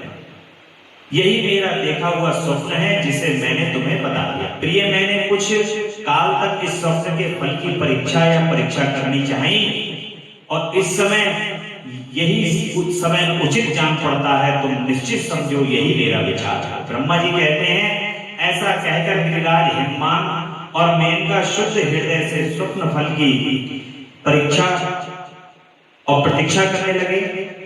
अब शुभ फल की प्रतीक्षा होने लगी और माता जी को भगवान शिव की तपस्या करने के लिए हिमालय और माता मैना दोनों को उद्धत कर देते हैं। ब्रह्मा जी कहते हैं भगवान शिव के हृदय में माता जी के जो विरह का प्रभाव है वो मां पार्वती को जब देवता लोग उनके पास गए हैं भगवान शिव के पास, तो उन्होंने बताया है कि पार्वती के रूप में माता जी जो है वो प्रकट हो गई हैं हिमालय के यहाँ। तो भगवान शिव ने जब देखा अपनी दिव्य दृष्टि से, तब वो मां सती का जो विरह था वो भगवान शिव के हृदय से थोड़ा कम उस विरह को कम किया और वो विरह जैसे ही हृदय में कम हुआ, उसमें विरह क्या था, वे लोकाचार का पालन कर रहे थे। वास्तव में सत्पुरुषों के प्रिय श्री रुद्रदेव निर्विकार परमात्मा है और शिव की उपयुक्त आज्ञा को सुधार करके पुत्र सहित पृथ्वी देवी शीघ्र ही अपने स्थान को चली जाएंगे और भगवान शिव की तपस्या के अंदर लगी हुई जगदम्बा निरंतर भगवान शिव के नाम को जप रही है। भगवान शिव की तपस्या के अंदर उद्धत हो रही है, अपने पिता हिमालय की और माता की आज्ञा को पाकर। इतने में भगवान शिव को देवताओं ने बता दिया है कि मां हिमालय के यहां पर हैं। अब उनको हिमालय पर्वत पर चैन नहीं पड़ रहा। अब भगवान शिव को हिमालय पर जगदम्बा के बगैर अब चैन नहीं आ रहा है। अब उनका मन केवल और केवल यही सोच रहा है कि कैसे मैं जाऊं और माता को देख। भगवान शिव के मन के अंदर ये प्रेरणा उत्पन्न हो रही है। भगवान शिव गंगावतरण तीर्थ में तपस्या के लिए आ जाते हैं, क्योंकि हिमालय पर गंगा का अवतरण हुआ है। उस तीर्थ में भगवान शिव पहुंच जाते हैं और हिमवान जो हिमालय है वो बड़ा भगवान का आदर सत्कार करता है। नारद जी कहते हैं कि हिमवान की पुत्री लोक पूजित माता शक्ति हिमालय के घर में रह करके जब तपस्या करती हैं पहले भगवान शिव की, उसके बाद फिर तप में लग जाती हैं और सती के विरह से कातर हुए शंभु को उनके जन्म का जब समाचार प्राप्त होता है, तब नारद उस अद्भुत बालिका पार्वती को हृदय में रखकर वे मन ही मन बड़े आनंद का अनुभव करते रहते हैं। और इसी बीच में लौकिक गति का आश्रय ले शंभु ने अपने मन को एकाग्र करने के लिए तप का विचार किया। अब माता जी के बगैर जब उनको ये पता चल गया है कि मां है हिमालय के यहाँ, तब उनका मन नहीं लग रहा है कैलाश पर्वत पर। तब वो अपने मन को तप के अंदर लगाने के लिए गंगा जी के किनारे हिमालय पर्वत पर आ जाते हैं और हिमालय के उत्तम शिखर पर गंगावतार नामक तीर्थ में चले आए। और पूर्व काल में ब्रह्मधाम से के पास आकर पाप राशि का विनाश करने के लिए चली हुई परम पावनी गंगा पहल भूतल पर अवतीर्ण हुई। जितेंद्रिय हर ने उन्हें वहीं रह करके तपस्या आरंभ की। वे आलस्य रहित हो चेतन ज्ञान रूप नित्य ज्योतिर्मय निरामय जगत में चिदानंद स्वरूप द्वैत ही आश्रय रहित अपने आत्मभूत परमात्मा का एकाग्र चित्त भाव से चिंतन करते हैं। जो भगवान शिव के हिमालय पर जगह जगह आप स्थान जिनके दर्शन करते हो, ये भगवान शिव के तप स्थान है, जहां पर भगवान कभी कभी आकर के तप करते हैं। माता पार्वती के साथ भी जब माता आ गई है तो भगवान शिव ने भी हिमालय के तलहटियों के अंदर आकर के तप किया है। और इसी समय गिरिराज हिमवान उस औषधि बहुल शिखर पर भगवान शंकर का सुआगमन सुनकर के आदर की भावना से वहां पर आ गए हैं। और सेवक को गिरिराज ने भगवान रुद्र को प्रणाम किया और उनकी पूजा की। अत्यंत प्रसन्न हो हाथ जोड़ करके उनका सुंदर सिर्फ स्तुति की और कहा कि प्रभु बड़ा सौभाग्य का उदय हुआ है जो आप हिमालय पर आकर के यहाँ पर तपस्या करेंगे। हमारे धन्य भाग्य हो गए हैं, हमारे अहोभाग्य हो गए हैं और आज मेरा जन्म सफल हो गया है प्रभु, जो आप यहाँ पर आए हो। आज मेरा सब कुछ सफल हो गया क्योंकि आपने यहाँ पदार्पण करने का दिखाया है। हे महेश्वर, आप मुझे अपना दास समझ करके शांत भाव से मुझे सेवा के लिए आज्ञा किया और मैं आपकी सेवा करूंगा। गिरिराज का यह वचन सुनकर महेश्वर ने किंचित आंखें खोली और सेवकों सहित हिमवान को देखा। सेवकों सहित गिरिराज को उपस्थित देख करके ध्यान में लगे हुए जगदीश्वर ने वृषभध्वज ने मुस्कुराते हुए कहा, प्रभु कहते हैं कि शैलराज मैं तुम्हारे शिखर पर एकांत में तपस्या करने के लिए आया हूं, तुम ऐसा प्रबंध करो जिससे कोई भी मेरे निकट ना आए। भगवान कह रहे हैं कि कोई मेरे निकट ना आए। तुम महात्मा हो, तपस्या के धाम हो तथा मुनियों, देवताओं, राक्षसों और अन्य महात्माओं को भी सदा आश्रय देने वाले हो, तुम यहाँ पर किसी को आने मत देना, एकांत के अंदर मैं रहूं। ब्रह्मा जी कहते हैं, जगदीश्वर भगवान ये कहकर के चुप हो गए और उस समय गिरिराज ने शंभु के प्रेम पूर्वक बात कही हुई सुनी। और परमेश्वर, जब मैंने अपने प्रदेश में स्थित आपका स्वागत पूर्वक पूजन किया, वही मेरे लिए महान सौभाग्य की बात है। अब आपसे और क्या प्रार्थना करूं महेश्वर, कितने ही देवता बड़े बड़े यज्ञ का आश्रय ले महान तप करके भी आपको नहीं पाते, वे आप यहाँ स्वयं यहाँ पर आकर के उपस्थित हो गए हैं। हे परमेश्वर, आज मैं अपने को देवराज इंद्र से भी अधिक भाग्यवान मान रहा हूं। हिमालय कह रहे हैं कि प्रभु आप हमारे यहाँ आए हुए हैं, ये मेरे लिए इंद्र से भी बढ़कर सौभाग्य की बात है। प्रभु, मैं आपका दास हूं, आपकी आज्ञा के अनुसार आपकी सेवा करूंगा।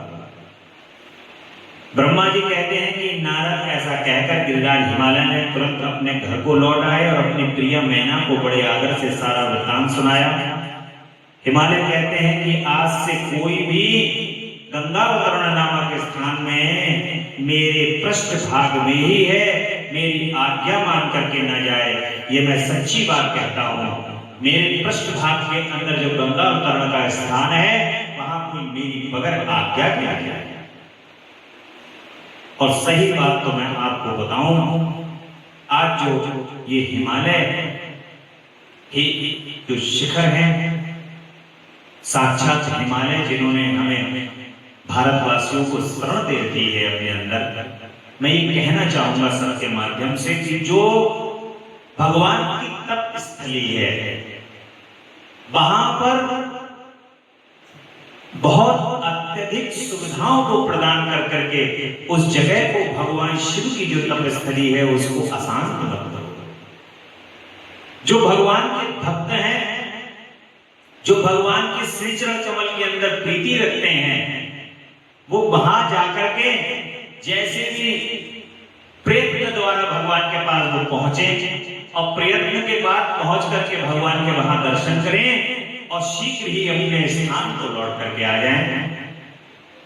ज्यादा वहां पर शोरगुल, बहुत अधिक कौतूहल, सेल्फी, कैमरा, रील ये प्रकट ना करें, क्योंकि वो भगवान शिव की तपस्थली है।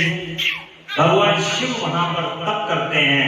भगवान शिव के तप करने के कारण भगवान शिव ने स्वयं हिमालय को ये आज्ञा प्रदान की थी कि हे हिमालय, तुम यहाँ पर किसी को आने मत देना, और जो भी जाए वो तुम्हारी आज्ञा को पाकर के वहां। देखिए, अब जो पर्वतों पर जिस तरीके से वहां पर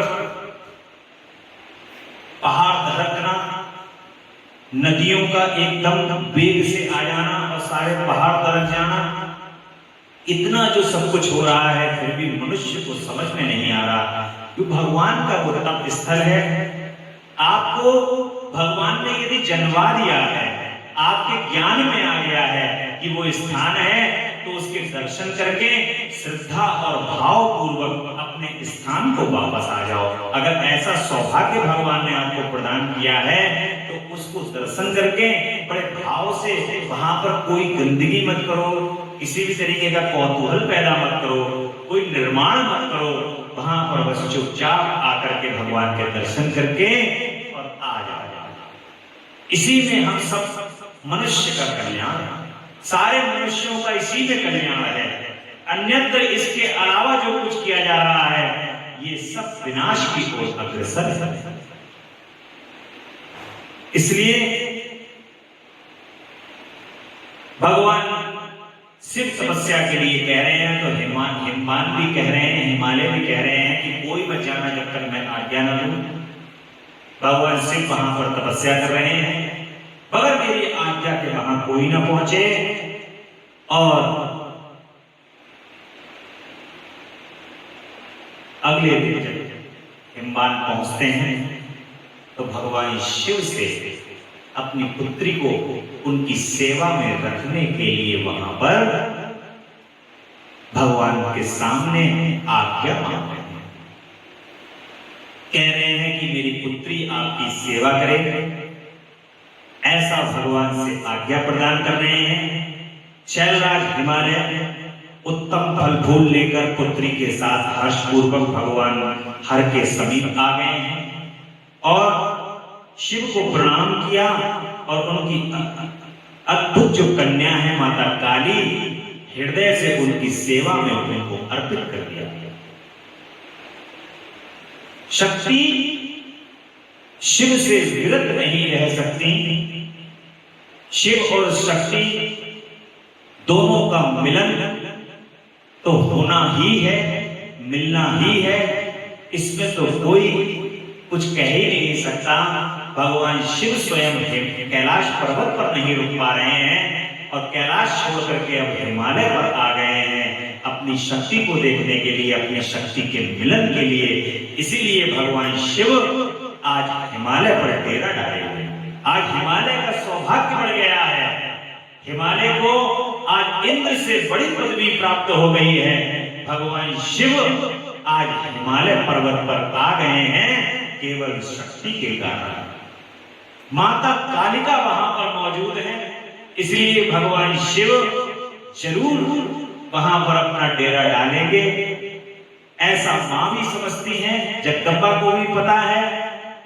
और फल फूल आदि सामग्री उनके सामने रखकर पुत्री को उन्होंने आगे किया और भगवान से कहा कि मेरी पुत्री आप भगवान चंद्रशेखर की सेवा करने के लिए उत्सुक हैं, अतः आपके आराधन की इच्छा से मैं इसको साथ लाया हूं। इसकी दो सखियों के साथ आप सदा भगवान शंकर की ही सेवा में रहें। हे नाथ, इसका मुझ पर अनुग्रह है तो इस कन्या की सेवा के लिए आपका, यदि आप मुझ पर अनुग्रह कर रहे हैं तो इसको सेवा करने का अवसर प्रदान करें, ऐसा भगवान शिव से कह रहे हैं। तब भगवान शंकर परम मनोहर कामरूपिणी कन्या को देख करके आंखें मूंद ली और अपने निर्गुणा की अविनाशी परम तत्व में उत्तम रूप का ध्यान आरंभ किया। उस समय परमेश्वर एवं सर्वव्यापी जटाजूटधारी वेदांत वेद चंद्रकली भूषण शंभु उत्तम आसन पर बैठ करके नेत्र बंद कर लिए और तप में ही लग गए। ये देख करके हिमाचल ने मस्तक झुका करके पुनः उनके चरणों में प्रणाम किया। भगवान की ये लीला परम आनंदमयी है। यद्यपि उनके हृदय में दीनता नहीं थी, वे उस समय इस संशय में पड़ गए कि ना जाने भगवान मेरी प्रार्थना को स्वीकार करेंगे या नहीं करेंगे। वक्ताओं में श्रेष्ठ गिरिराज हिमालय ने जगत के एकमात्र भगवान शिव से कहा कि प्रभु, हे महादेव विभो, मैं आपकी शरण में आया हूं, आंख खोल करके मेरी ओर आप देखिए प्रभु। जगत को आनंद प्रदान करने वाले प्रभु, हे महादेव, आप संपूर्ण आपत्तियों का निवारण करने वाले हो। मैं आपको बारंबार प्रणाम कर रहा हूं और इसके लिए आदेश दीजिए। उनकी ये बात सुनकर के महादेव ने आंखें खोल करके ध्यान छोड़ दिया और कुछ सोच करके विचार करके कहा। भगवान शिव ने, महेश्वर कहते हैं कि गिरिराज, तुम इस कुमारी कन्या को घर में रखकर ही नित्य मेरे दर्शन को लेकर के आ सकते हो, अन्यथा मेरा दर्शन नहीं तुम्हें हो पाएगा। देखिए, यहां पर भगवान ने एक संदेश इस पूर्ण संसार को देने का कार्य किया है। वो कार्य है कि जो साधु महात्मा सिद्ध है, जो भगवान के कार्य के अंदर तत्पर है, भगवान के ध्यान में लगे हुए हैं, वो किसी भी कन्या या स्त्री के द्वारा सेवारत न होते हुए अपने कार्य को करें, क्योंकि जिस कार्य को वो कर रहे हैं ये माया के किसी जाल के अंदर न फंस जाएं, कहीं माया उनको न छू जाए। इसलिए जो है वो भगवान शिव उसका आश्रय लेकर संपूर्ण संसार को ये संदेश देना चाहते हैं। और महेश्वर की ऐसी बात सुनकर के शिवा के पिता हिमवान मस्तक झुकाकर भगवान शिव से कहते हैं कि प्रभु, आप बताइए कि मुझे क्या आज्ञा है। क्या ये आपकी सेवा के योग्य नहीं है? फिर इसे नहीं लाने का क्या कारण हो सकता है?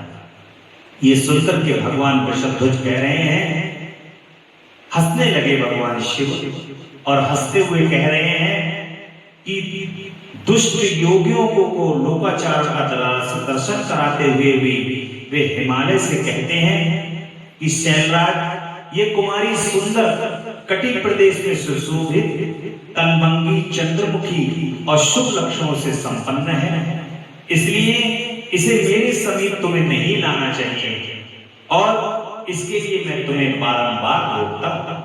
भगवान शिव कह रहे हैं कि इसको तुम्हें मेरे पास लेकर के नहीं आना चाहिए और इसको तुम अपने घर में ही रखो, अपने साथ लेकर के आओ, दर्शन करा के जाओ।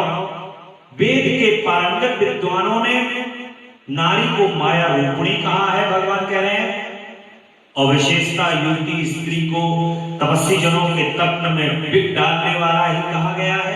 हे गिरिश्रेष्ठ, मैं तपस्वी हूँ, योगी हूँ, सदा माया से निर्लिप्त रहने वाला हूँ, मुझे युवती स्त्री से क्या प्रयोजन है, भगवान कह रहे हैं। और मुझे इसलिए फिर तुम्हें ऐसी बात नहीं कहनी है क्योंकि तुम वेदोक्त धर्म में प्रवीण हो, तुम तो ज्ञानी हो, स्वयं हिमालय तुम्हें सब कुछ ज्ञान है और उससे वैराग्य, तुम्हारे ज्ञान से वैराग्य नष्ट होगा। उत्तम तपस्या जो मेरे अंदर वैराग्य है, यदि ये यहां रहेंगी तो वो वैराग्य नष्ट होगा और महाविषय वासना की जड़ एवं ज्ञान वैराग्य का विनाश होगा। इस प्रकार ब्रह्मा जी कहते हैं कि नारद इस तरह की बहुत सी बातें कह करके भगवान महेश्वर चुप हो जाते हैं। देवर्षि शंभु का यह निरामय निष्प्रह निष्ठुर वचन सुनकर के माता काली के जो पिता हिमान है चकित होकर के कुछ व्याकुल हो चुप हो गए और तपस्वी शिव की कही हुई बात सुनकर के गिरिराज हनुमान भवानी पार्वती उस समय भगवान शिव को प्रणाम कर करके माता कुछ कहने लगे। अब माता जी जो है वो उन्होंने ये सब बातें उनकी सुनी भगवान शिव की। अब माता जी भगवान शिव से कुछ कह रही हैं।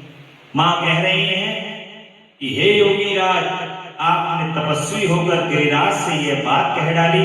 प्रभु, आप ज्ञान विशारद हैं तो भी अपनी बात का उत्तर आप मुझसे सुनिए। हे शंभु, आप तप शक्ति से संपन्न होकर बड़ी भारी तप करते हैं, उस शक्ति के कारण ही आप महात्मा को तपस्या करने का विचार हुआ। जिस तप की शक्ति को आप तप समझ रहे हैं वो भी शक्ति के कारण ही हुआ है। अब माता जी ने बोध कराया है अपना भगवान शिव को, कहा कि ये शक्ति के कारण ही आप यहाँ बैठे हैं।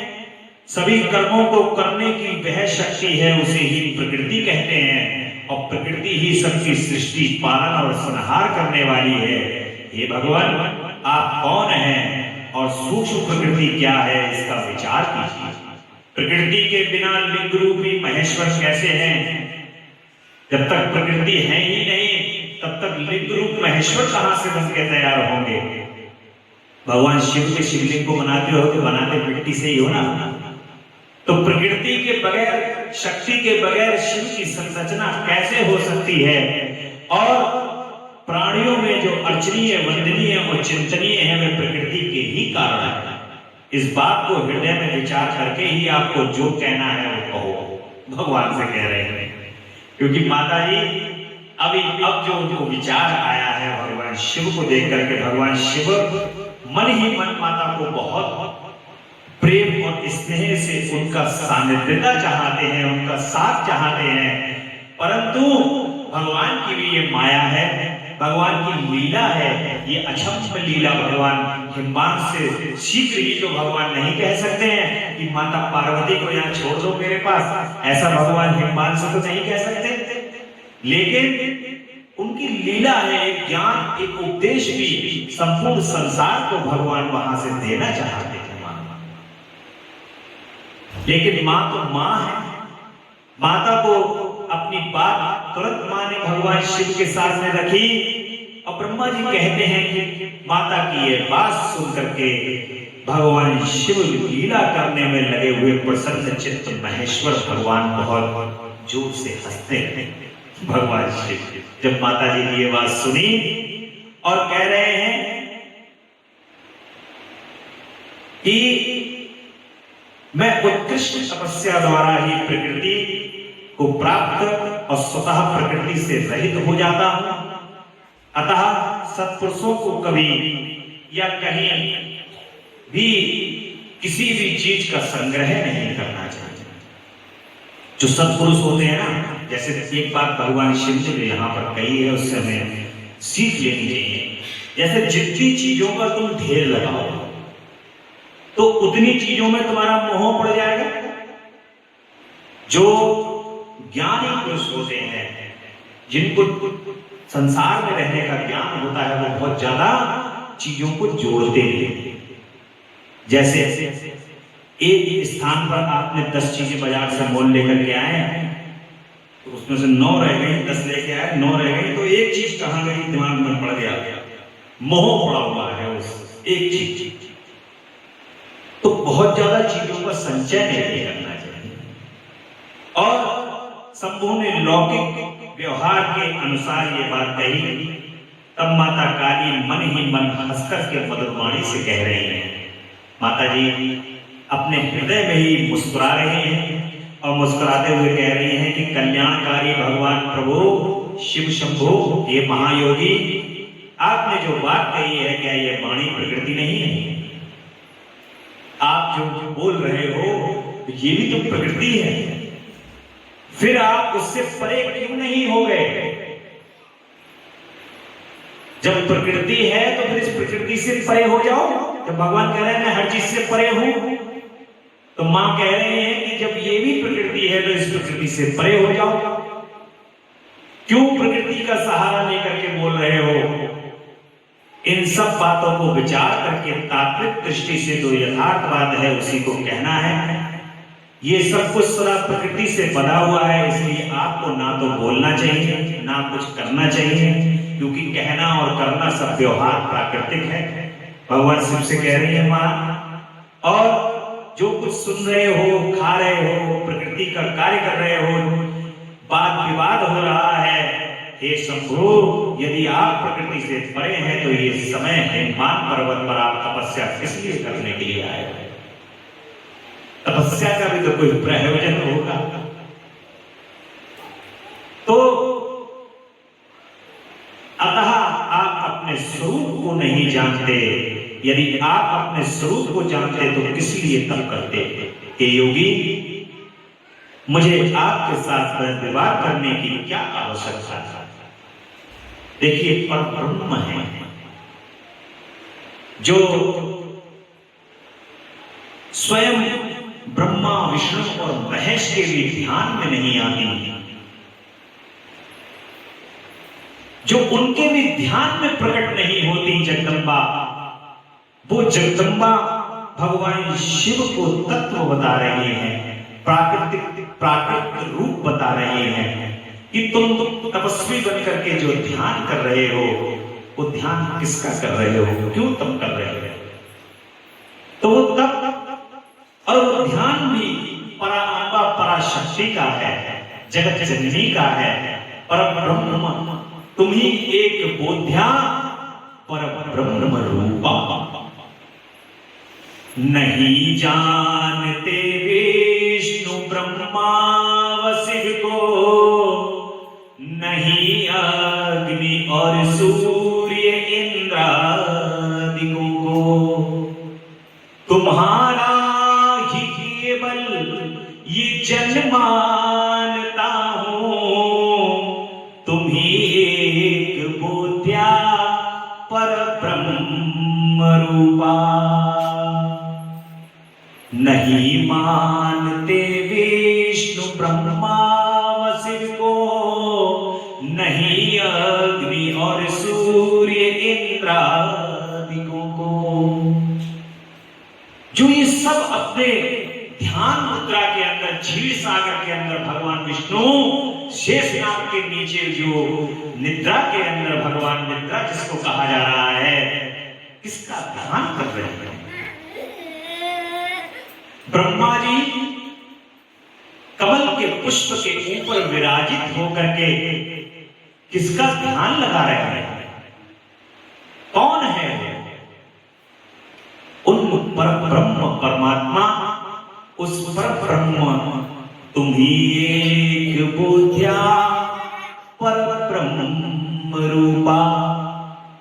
हे माता, आप ही बोध्या हो, जो आपका बोध हो।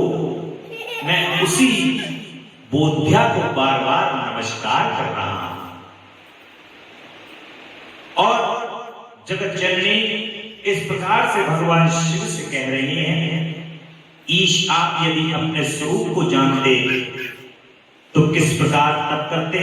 प्राणियों की इंद्रियों का विषय होता, वैसा ज्ञानी पुरुषों को बुद्धि से विचार का प्राकृतिक मानना चाहिए। हे योगेश्वर, यदि बहुत कहने से अब कोई लाभ नहीं है, माता जी कह रही हैं कि ज्यादा कहने से कोई लाभ नहीं है। आप सगुण और साकार माने गए हैं, मेरे बिना तो आप निरीह हैं। मां कह रही हैं कि मेरे बगैर आप निरीह हैं। जब तक मैं आपके साथ नहीं हूं और कुछ भी नहीं कर सकते, आप जितेंद्रिय होने पर भी प्रकृति के अधीन हो। ब्रह्मा जी कहते हैं पार्वती मां का ये शास्त्र शास्त्र के अनुसार कहा हुआ वचन सुनकर भगवान शिव वेदांत में स्थित होकर के कहते हैं कि बड़ा सुंदर बोल रही हो। माता जी से कह रहे हैं कि तुम बहुत अच्छा भाषण कर रही हो, बहुत सुंदर बोल रही हो और अपने शाक्य मत को धारण करके ऐसी बात कह रही हो। प्रतिदिन मेरी सेवा करो, परंतु वह मेरी जो सेवा है वो शास्त्र निषिद्ध नहीं होनी चाहिए। अब उन्हें एक और शब्द रख दी, मान गया भगवान, कह रहे हैं हाँ तुम्हारी बात मान ली, जब किसी से परे नहीं है तो ठीक है भैया, हमारे पास ही रह लो और सेवा कर लो, लेकिन शास्त्र निषिद्ध नहीं होनी चाहिए। जैसा शास्त्रों में लिखा है वैसे ही। गिरिराज ऐसा कहकर भक्तों पर अनुग्रह और उनका मनोरंजन करने वाले भगवान शिव हिमवान से कहते हैं कि मैं तुम्हारे अत्यंत रमणीय श्रेष्ठ शिखर की भूमि पर उत्तम तपस्या तथा आनंदमय परमार्थ स्वरूप का विचार करता हुआ विचरूंगा। और देवादिदेव शूलधारी भगवान शिव का यह कथन सुनकर हनुमान ने उन्हें प्रणाम करके कहा कि महादेव, देवता, असुर और मनुष्यों सहित संपूर्ण जगत तो आपका ही है। मैं तुच्छ होकर आपसे क्या कहूं कि प्रभु ये संपूर्ण जगत आपका है, अब मैं ये तुच्छ होकर के आपसे क्या कहूं। बड़ा प्रसन्न होते हैं हनुमान यहाँ पर। और माता काली जो है वो अपनी दो सखियों के साथ भगवान शिव की सेवा के लिए प्रतिदिन आती जाती रहती थी। माता जी ने आज्ञा ले ली है भगवान शिव से। इस प्रकार अब मां भगवान शिव की सेवा में तत्पर है। आगे की कथा भगवान की बड़ी मनोरम और आनंदमय कथा है। देखिए मां और भगवान शिव यहाँ पर दोनों लीला कर रहे हैं। उनके बीच में जो वार्तालाप हो रही है वो बड़ी लीलावश, बड़ी आनंदमयी बात है। इसका जो आनंद है वो संसार की अन्यत्र अन्य किसी बात में और कोई आनंद है ही नहीं। तो परम आनंदमयी बात है। कल इस मां भगवान शिव के जो बीच का संवाद है उसका आनंद लेंगे और सभी भक्तों से जो साक्षात शरीर यहाँ पर विराजित हैं और YouTube के माध्यम से शिवम मिश्रा है भक्ति रस पर जो नित्य कथा सुन रहे हैं, उनके लिए ये संदेश है कि कल भगवान शिव का और माता पार्वती का विवाह होगा। यहाँ पर सोमवार का दिन है। पहले सुबह 7 बजे से भगवान शिव का रुद्राभिषेक होगा। पार्थिव रूप में, और उसके बाद सायंकाल को माता पार्वती और भगवान शिव का यहाँ बड़े आनंद पूर्वक विवाह होगा। मां शिव और शक्ति के मिलन का ऐसा आनंद लो, ऐसा आनंद लो अपने जीवन के अंदर, जो आनंदमय स्वरूप हो जाओ, स्वयं भी आनंदित हो और दूसरों को भी आनंदित करो, ऐसा स्वरूप बन जाओ। इसीलिए कल भगवान शिव और माता पार्वती के विवाह में आप सभी का आमंत्रण है, निमंत्रण है। परम आनंद के साथ आकर के मां के और भगवान शिव के विवाह का आनंद लें। बोले भक्तवत्सल भगवान की जय। हर हर महादेव, हर हर महादेव। शिव शंभु कैलाशपति जगदम्बा रानी की जय। तेरा पल पल बीता जाए, मुख से जप ले नमः शिवाय, ओम नमः शिवाय, ओम नमः शिवाय, ओम नमः शिवाय, ओम नमः शिवाय। तेरा पल पल बीता जाए, मुख से जप ले नमः शिवाय, ओम नमः शिवाय, ओम नमः शिवाय। शिव शिव नाम हृदय से बोलो, मन मंदिर का पर्दा खोलो। शिव शिव नाम हृदय से बोलो, मन मंदिर का पर्दा खोलो। तेरी आयु निष्फल जाए, मुख से जप ले नमः शिवाय। तेरी आयु निष्फल जाए, मुख से जप ले नमः शिवाय, ओम नमः शिवाय, ओम नमः शिवाय, ओम शिवाय, ओम नमः शिवाय। ये दुनिया पंछी का मेला, मानव टूट जाए अकेला। ये दुनिया पंछी का मेला, मानव टूट जाए अकेला। सगे संबंधी सब रह जाए, मुख से जप ले नमः शिवाय। सगे संबंधी रह जाए, मुख से जप ले नमः शिवाय, ओम नमः शिवाय, ओम नमः शिवाय, ओम नमः शिवाय, ओम नमः शिवाय। मुसाफिरी जब पूरी होगी, चलने की मजबूरी होगी। मुसाफिरी जब पूरी होगी, चलने की मजबूरी होगी। तेरा तन मन धन छुट जाए, मुख से जप ले नमः शिवाय। तेरा तन मन धन छुट जाए, मुख से जप ले नमः शिवाय, ओम नमः शिवाय, ओम नमः शिवाय, ओम नमः शिवाय। शिव पूजन में मस्त बने जा, भक्ति सुधारस पान किए। शिव पूजन में मस्त बने जा, भक्ति सुधारस पान किए जा। दर्शन देत ज्योति हो जाए, मुख से जप ले नमः शिवाय। दर्शन श्री विश्वनाथ हो जाए, मुख से जप ले नमः शिवाय, ओम नमः शिवाय, ओम नमः शिवाय, ओम नमः शिवाय, ओम नमः शिवाय। नमः शिवाय, नमः शिवाय, नमः शिवाय, नमः शिवाय, नमः शिवाय, नमः शिवाय, नमः शिवाय, नमः शिवाय, नमः शिवाय, नमः शिवाय, नमः शिवाय, नमः शिवाय, नमः शिवाय, नमः शिवाय, नमः शिवाय, नमः शिवाय। पल पल बीता जाए, मुख से जप ले नमः शिवाय। तेरा पल पल बीता जाए, मुख से जप ले नमः शिवाय, ओम नमः शिवाय, ओम नमः शिवाय, ओम नमः शिवाय, ओम नमः शिवाय, ओम नमः शिवाय।